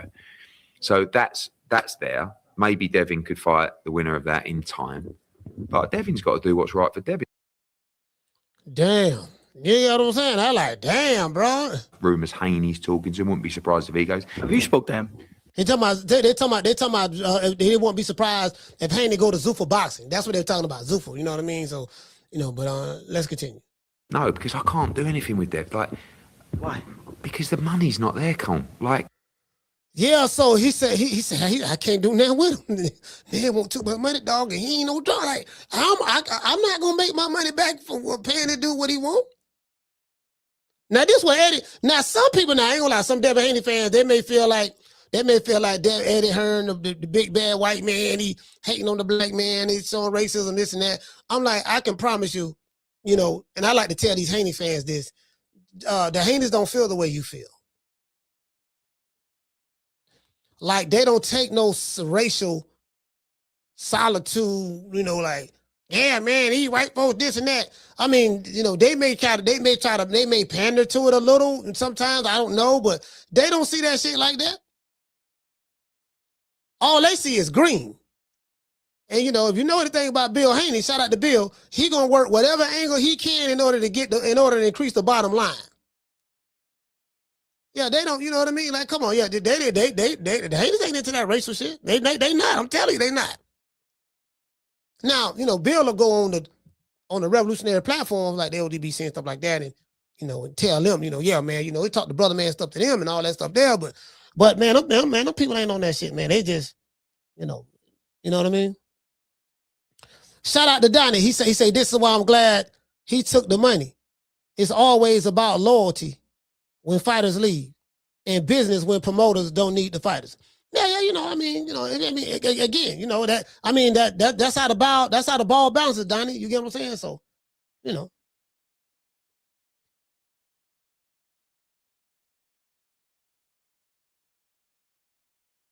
Hey, he say he can't do nothing with him though. Now, you know what? Let's go back to the question I asked on the patio. Out back on my patio. You have fighters like Devin Haney, he has DHP Promotions. So if you ask them, we have our own promotional company. Cool. Their name be on the banner and all that stuff there.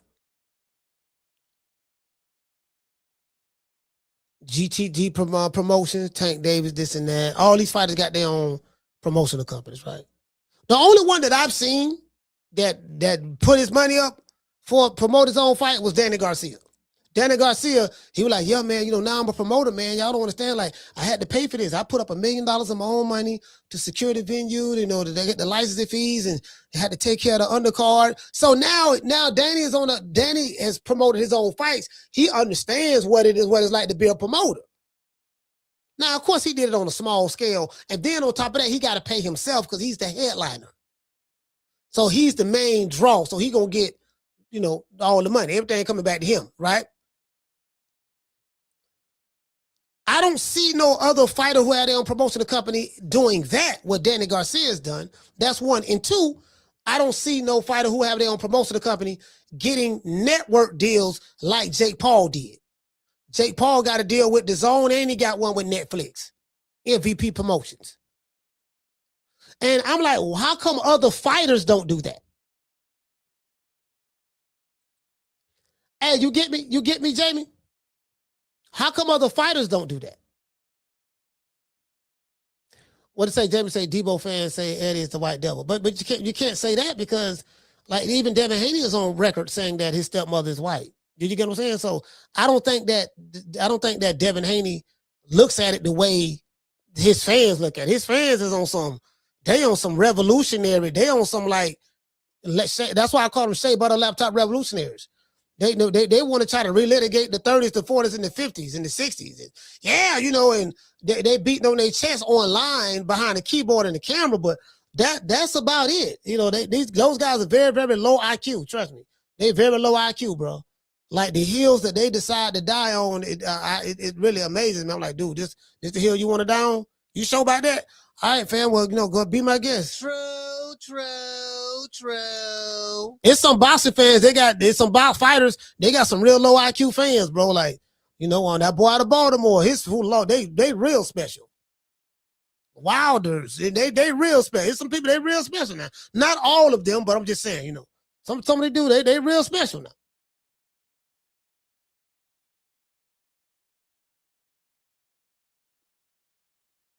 These dudes talk like they really being held down and oppressed. I'm like, yeah, they oppressing now. They bro, like, fam, you ain't lived through that era. This ain't even that era, bro. Nigga, you free to go do whatever you want to do. They are like they still on the plantation or something. Yeah, look what they doing to us. I'm like, man, one thing I say, if a mofo want to be a victim, you can't stop him from not being one.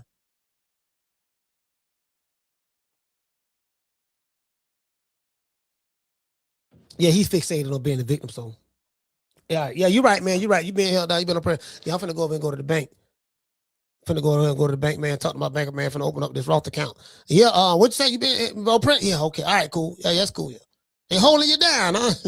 I just see you in the strip club the other night. Yeah, I was in the club the other night listening to Lil Boosie, and we were throwing money in the air. Okay, was you being oppressed then? Did they oppress you? Did they keep you from going to, okay. Just asking. I'm just asking, fam. Hey, what's that to Mr. Boyd? What Mr. Boyd said, he say Loma the only one willing to get payout to make the fight with Tio and Devin. Yeah, what I'm saying is, I get what Eddie is, I get what he's saying, and I get both sides. I get both sides. You get what I'm saying? So, again, I don't have a dog in the race because I ain't getting none of the money, but this what the man is saying. And me personally, and when I look at it from a business standpoint, the shit do gotta make sense. If it don't make sense to you, then it just don't make sense to you. Rumours Haney's talking to him. Wouldn't be surprised if he goes. Have you spoke to him? No, because I can't do anything with Dev. Like, why? Because the money's not there, Con. Like, unless you need these guys, unless you're willing to lose a load of money in the process, you just can't. It's the same with Richardson. It's the same with Devin. I love Devin. We've talked. And if a fight made sense or a number made sense, but he wants crazy money, and so therefore you need someone that's desperate to overpay the marketplace, a bit like I did with him. You heard what he said? You're going to need someone that's desperate to overpay the marketplace. Let's stop right there. The market is the people who are willing to pay, because money is in abundance. But money is energy. It's transferable. It transfers. The money is over here. So you got to know how to extract some of that money to bring it over to where you at, or go over there where it's at and benefit from it. You come up with a good idea. You come up with an event. You create excitement for it. You make the people, the market. The market is the people. Anytime you hear market, think about people, because that's what market is. The market, which is the people, are excited about it. They're interested in it.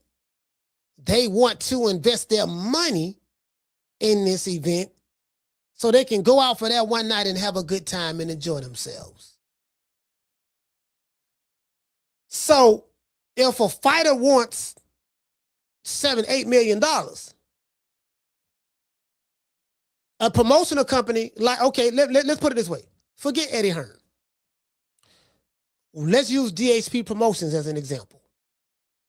You have probably Bill Haney, who was the president of DHP Promotions. Let's say DHP Promotions, we finna throw this event. We finna put a fight together. Dev is gonna fight Regis Prograis again, or Ryan Garcia, or whatever the case may be. It's on DHP Promotions. DHP Promotions is responsible for looking at the optics. Okay, is there a demand for this fight? Let's look at the metrics online. Okay. Let's do a little sample. Let's put a little sample, a sample size out there. Put a little sample out there, survey out there, and see how it's looking. Yeah, people look like they're interested in it. Okay, how much money does Ryan Garcia want? Ryan said he want 10. 10? Yeah, pay me what I'm worth. Pay me what I'm worth, DHP. Stop being cheap. Pay me what I'm worth. Damn, that's a lot of money. Shit, he want 10, and I'm putting the mic together. I want at least 15, so that's 25. Where I'm gonna get 20? Where I'm gonna get 25 from? Well, okay, I got a 25 minutes. That's just for me and him. Then I gotta put the undercard together. Okay, cool. Then I gotta get endorsements. Lock down the venue, get insurance. I gotta do all this stuff there. Damn, boy, it's a good chance I ain't gonna make my money back. Damn, it's gonna be a bloodbath in business. It's a bloodbath. I'm bleeding red. I'm in the red. I'm not in the black. Did you get what I'm saying? That's how they look at it. That's how, like, a real promotional company who know what they doing, that's how they look at it. This is why you never see the fighter. His name is on the banner, but the fighter ain't putting his money up. The fighter has to partner with the white man. And I say that facetiously. He got a partner with Eddie Hearn. What role in the partnership that Eddie Hearn gonna cover? Eddie gonna put the money up that he got from the network. That's a major part, because we ain't got no money to put up on ourselves. We gonna fight on the platform who Eddie got a network deal through, which is the Zone. That's gonna give us the exposure that we need. Eddie gonna pay for the whole fight card and all that, because he got a budget from the Zone. They're gonna pay for all of that. And he's responsible for trying to promote it to make sure that he can get a return on his money, because he got to pay me the money I want. Then he got to pay the opponent the money he want. Then he got a whole card, so they got to try to see if they can get a return on their investment. No fighter is doing that. True. These fighters ain't doing that. They're not doing that at all. I want to thank the whole hood who came out here. I love y'all. I did this for the hood. Y'all know I beat that boy. Yeah, these fighters ain't doing that. Hey, what it say? Hitman say Zuffa's willing to overpay for the moment. Yeah, they are. Like, okay, hey, check this out. Hitman 42, check this out. Remember they were saying Dana White, Zuffa Bossa paid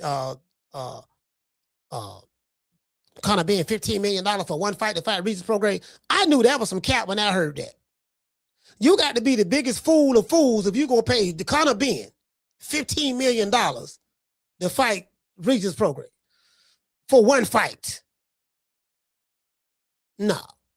And he ain't never had a belt before in his life. Conor Ben, they told Eddie Hearn that to throw him off the trail. Eddie Hearn was real suspicious about it. Come to find out, that was a multi-fight deal. Conor Ben have a multi-fight deal with Zuffa Boxing. He ain't got no, you know what I mean? That wasn't no damn one fight. That didn't even make no sense. Now, you know, of course, Turk on the Sheik done some dumb shit that he don't paid a lot of motherfuckers.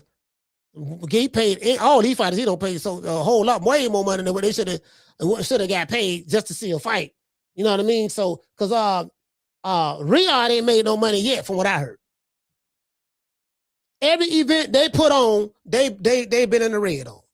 Just like when you hear business people say it's not a sustainable business model, that's what Dana White said. He says it's not a sustainable business model the way Turk Al Sheikh is doing. This is going to be a lot more sustainable. We're going to pay a little bit in the beginning. Once we stabilize the market, you know, get the people used to accustomed to a certain thing. And then, you know, then we're going to do A, B, C, and D. But you're right. Like, no business. Put it this way. If you're in the street, if you want to be a successful drug dealer, you have to make more money than you're spending. If you want to be a successful drug dealer. You can't buy a brick for $17.5 or $13.5 in the 80s, 87, 88, $13.5, $17.5 in 91, inflation. But you can't.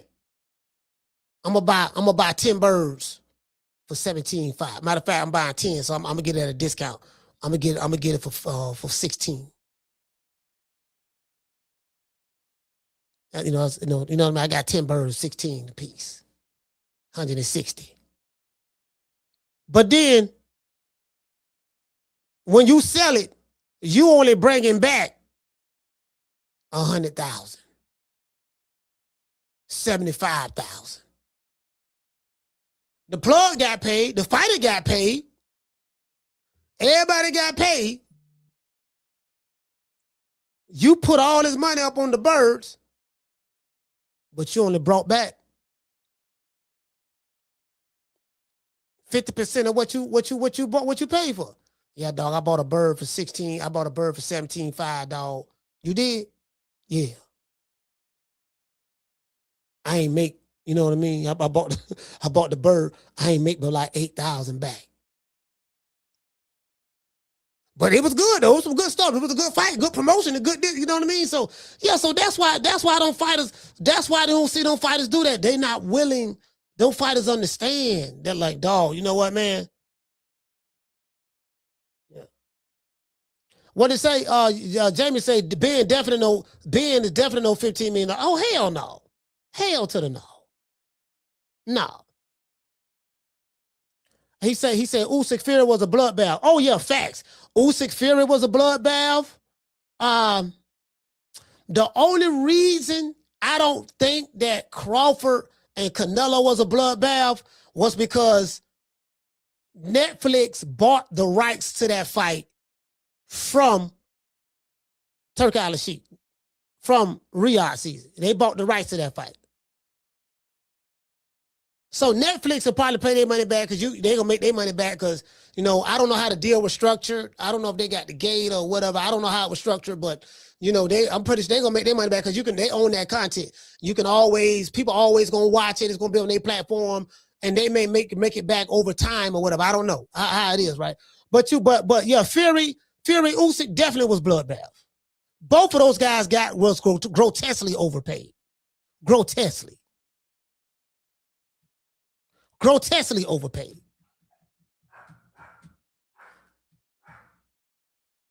He said TKO knows how to make their money back. They made $572 million profit in 2025. Zuffa Boxing will make their ROI. Yeah, well, you know what? But you know what, Donnie? Zuffa, they got a multi-year, multi-billion-dollar deal with Paramount. With Paramount, so. And then I think the Saudis are investing money in Paramount as well. So, you know, TKO Holdings, who they bought WWE, they own WWE, and they own WWE and UFC. So, I mean, these guys got big money, dog. They got big money, huge investors. Like they playing with stupid money. Stupid money. I'm talking about stupid. Blizzy say Skull and lost money. Yeah, I mean, again, they haven't made a profit on anything they have done.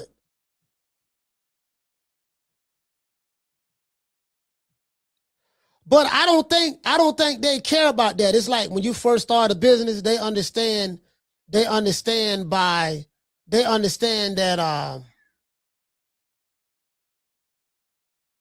they playing the long game. Look, we finna establish ourselves in the market, which is establish yourself among them. Remember, the market is the people. We finna establish ourselves in the market, meaning the people, and then they're gonna get used to seeing us over a period of time. And then slowly but surely, we're going to take over. You get what I'm saying? We're going to be the foothold or a mainstay in America. Like, we can't take over boxing in America, but what we're going to do, we're going to hold down our area, our land. Like, you probably can't, like, okay, like if you're from Houston, I may not run Texas, but I'm a damn sure run to the South Side. This is my part of town. I'm staking my claim right here, or, I'm gonna definitely run the North Side or whatever, all right? Or just whatever geographical location that you get what I'm saying? You're going to plant your flag down on and be like, yeah, this was happening. Pro Box have created a lane for themselves. So in the market, so everybody in the market is familiar with Pro Box now. Do you get what I'm saying? And their business model seem to work for them. So that's what's going on, fam, from what I'm seeing. That's what tripping me out with Oscar De La Hoya. He like, yeah, the Saudis are doing this and the Saudis are doing that. But Oscar, you do business with the Saudis. How you gonna do business with the plug and then go to Congress to testify against the plug who you do business with? Hold on, didn't you just get dope from the plug? Didn't you get dope from the plug? Yeah, I got dope from the plug, but the plug is this, and come on, guys. Don't do this. You're trying to get rid of the Muhammad Ali Act, and that's not true. They're not getting rid of the Muhammad Ali Act. The Muhammad Ali Act is not going nowhere. That's where you're lying at. What they did was trying to get an amendment to the Muhammad Ali Act to allow for them to have their boxing league. So the boxer have an option. If you don't want to be a part of this league, which is Zuffa Boxing, you don't have to, don't sign with them. Don't worry about them. If you want to continue to sign with a traditional promoter, like the Matchroom or whatever the case may be, or go in the board, whatever, then guess what? You can continue to do that under those circumstances. Nobody trying to get rid of nothing. I listen to the hearing. Come on, man. Cut it out. You using fear tactics to try to rile the fans up. But the fans really don't care like that. Like, nobody really care like that. Oscar, let's give everybody a round of applause.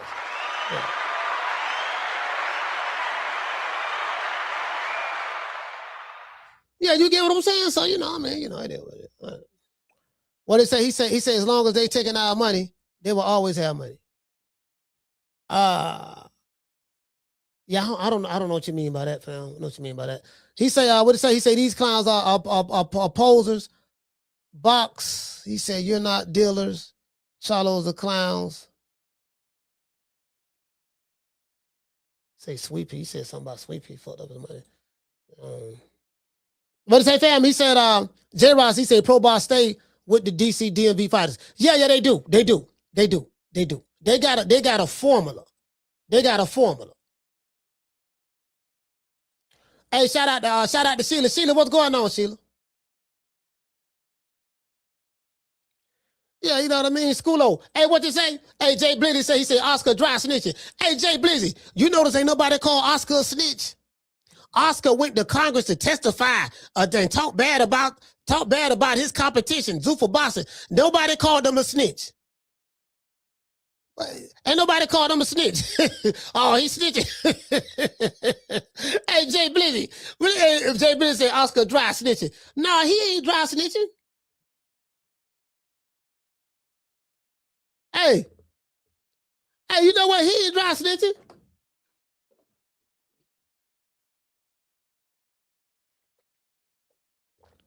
Hey, Jay Blizzard. He listen. He ain't dry snitching at all.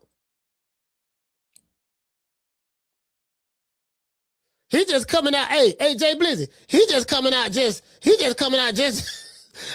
Also just coming out. Hey, how you go? He say just mention it if Turkey's involved makes top fighters willing to fight each other. Yeah, because what they're trying to do, this is what they're trying to do, Bishop. They're trying to get that money. They're trying to get the money. That's all. They're trying to get the money, and they hoping. And then Turkey, like you said, ain't nobody seen Turkey in a little bit. He don't back the way. So the closest thing you're going to get, and again, the market is going to stabilize itself. Like these guys, fam, you got to pay how you weigh, fam. If you say you're supposed to get all this money, you're a superstar, okay, we're going to put you on pay-per-view. But pay-per-view is setting you up for failure, really, because ain't nobody buying no pay-per-views. Take this low guarantee and bet on yourself. That bet on yourself shit sound good. That's that ego shit. They want you to get caught up in your ego. Yeah, bet on yourself. But well, guess what? When you're doing business, you know, you ain't looking at betting on yourself. You're looking at the numbers. That shit sound good for social media. That shit sound good for cause what they doing, they trying to take Floyd Mayweather talking points. Cause they heard Floyd say that. Yeah, I bet it on myself. And you know, but you ain't even doing all the shit Floyd did. Like, yo, D-cat. Hey, Bishop Boy, they be killing me with that. And what they say, J-Rock, he say, Coach, Lou interviewed one of the fighters in our gym. Oh, okay, yeah, man, Lou, that's my guy, man. That's my main man there, man. Light-skinned Lou, man. That's my main man. Hey, shout out to Miss Sheila, man. H-Town. Miss Sheila, H-Town in this B-I-B-I. Let's give everybody a chat round of applause. Yeah.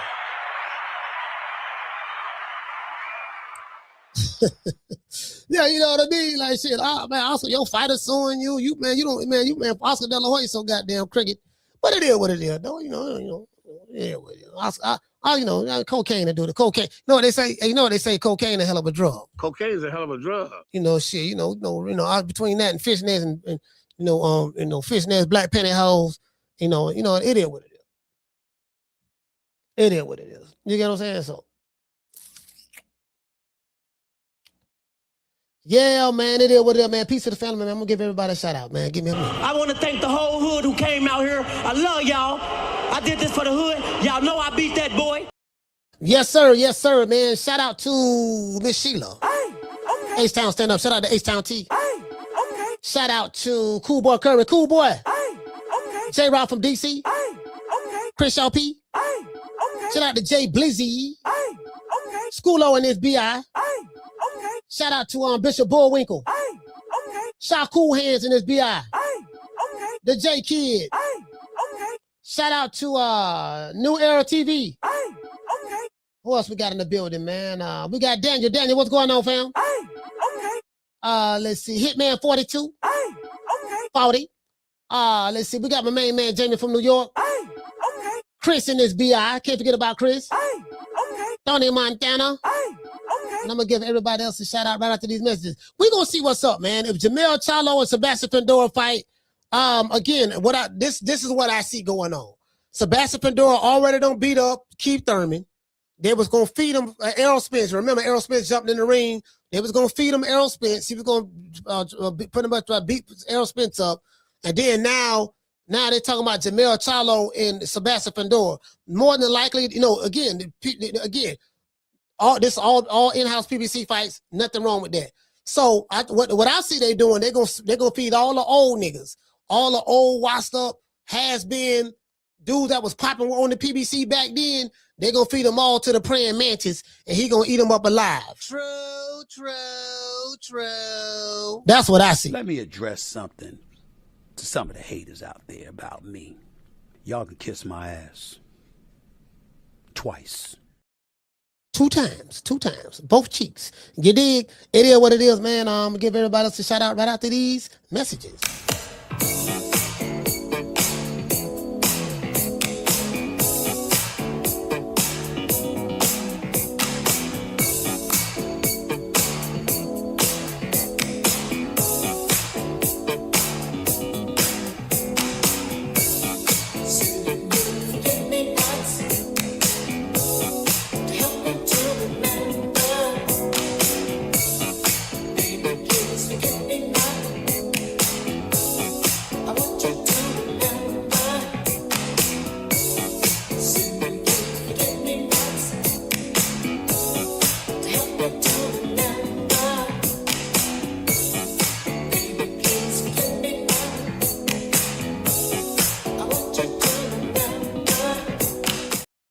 Hey, Coach Eddie say, ask Wilder how it worked out for him, man. Worked out pretty good for Wilder. Wilder, multi-millionaire. Shout out to he talk about bet on yourself. It worked out good for him though.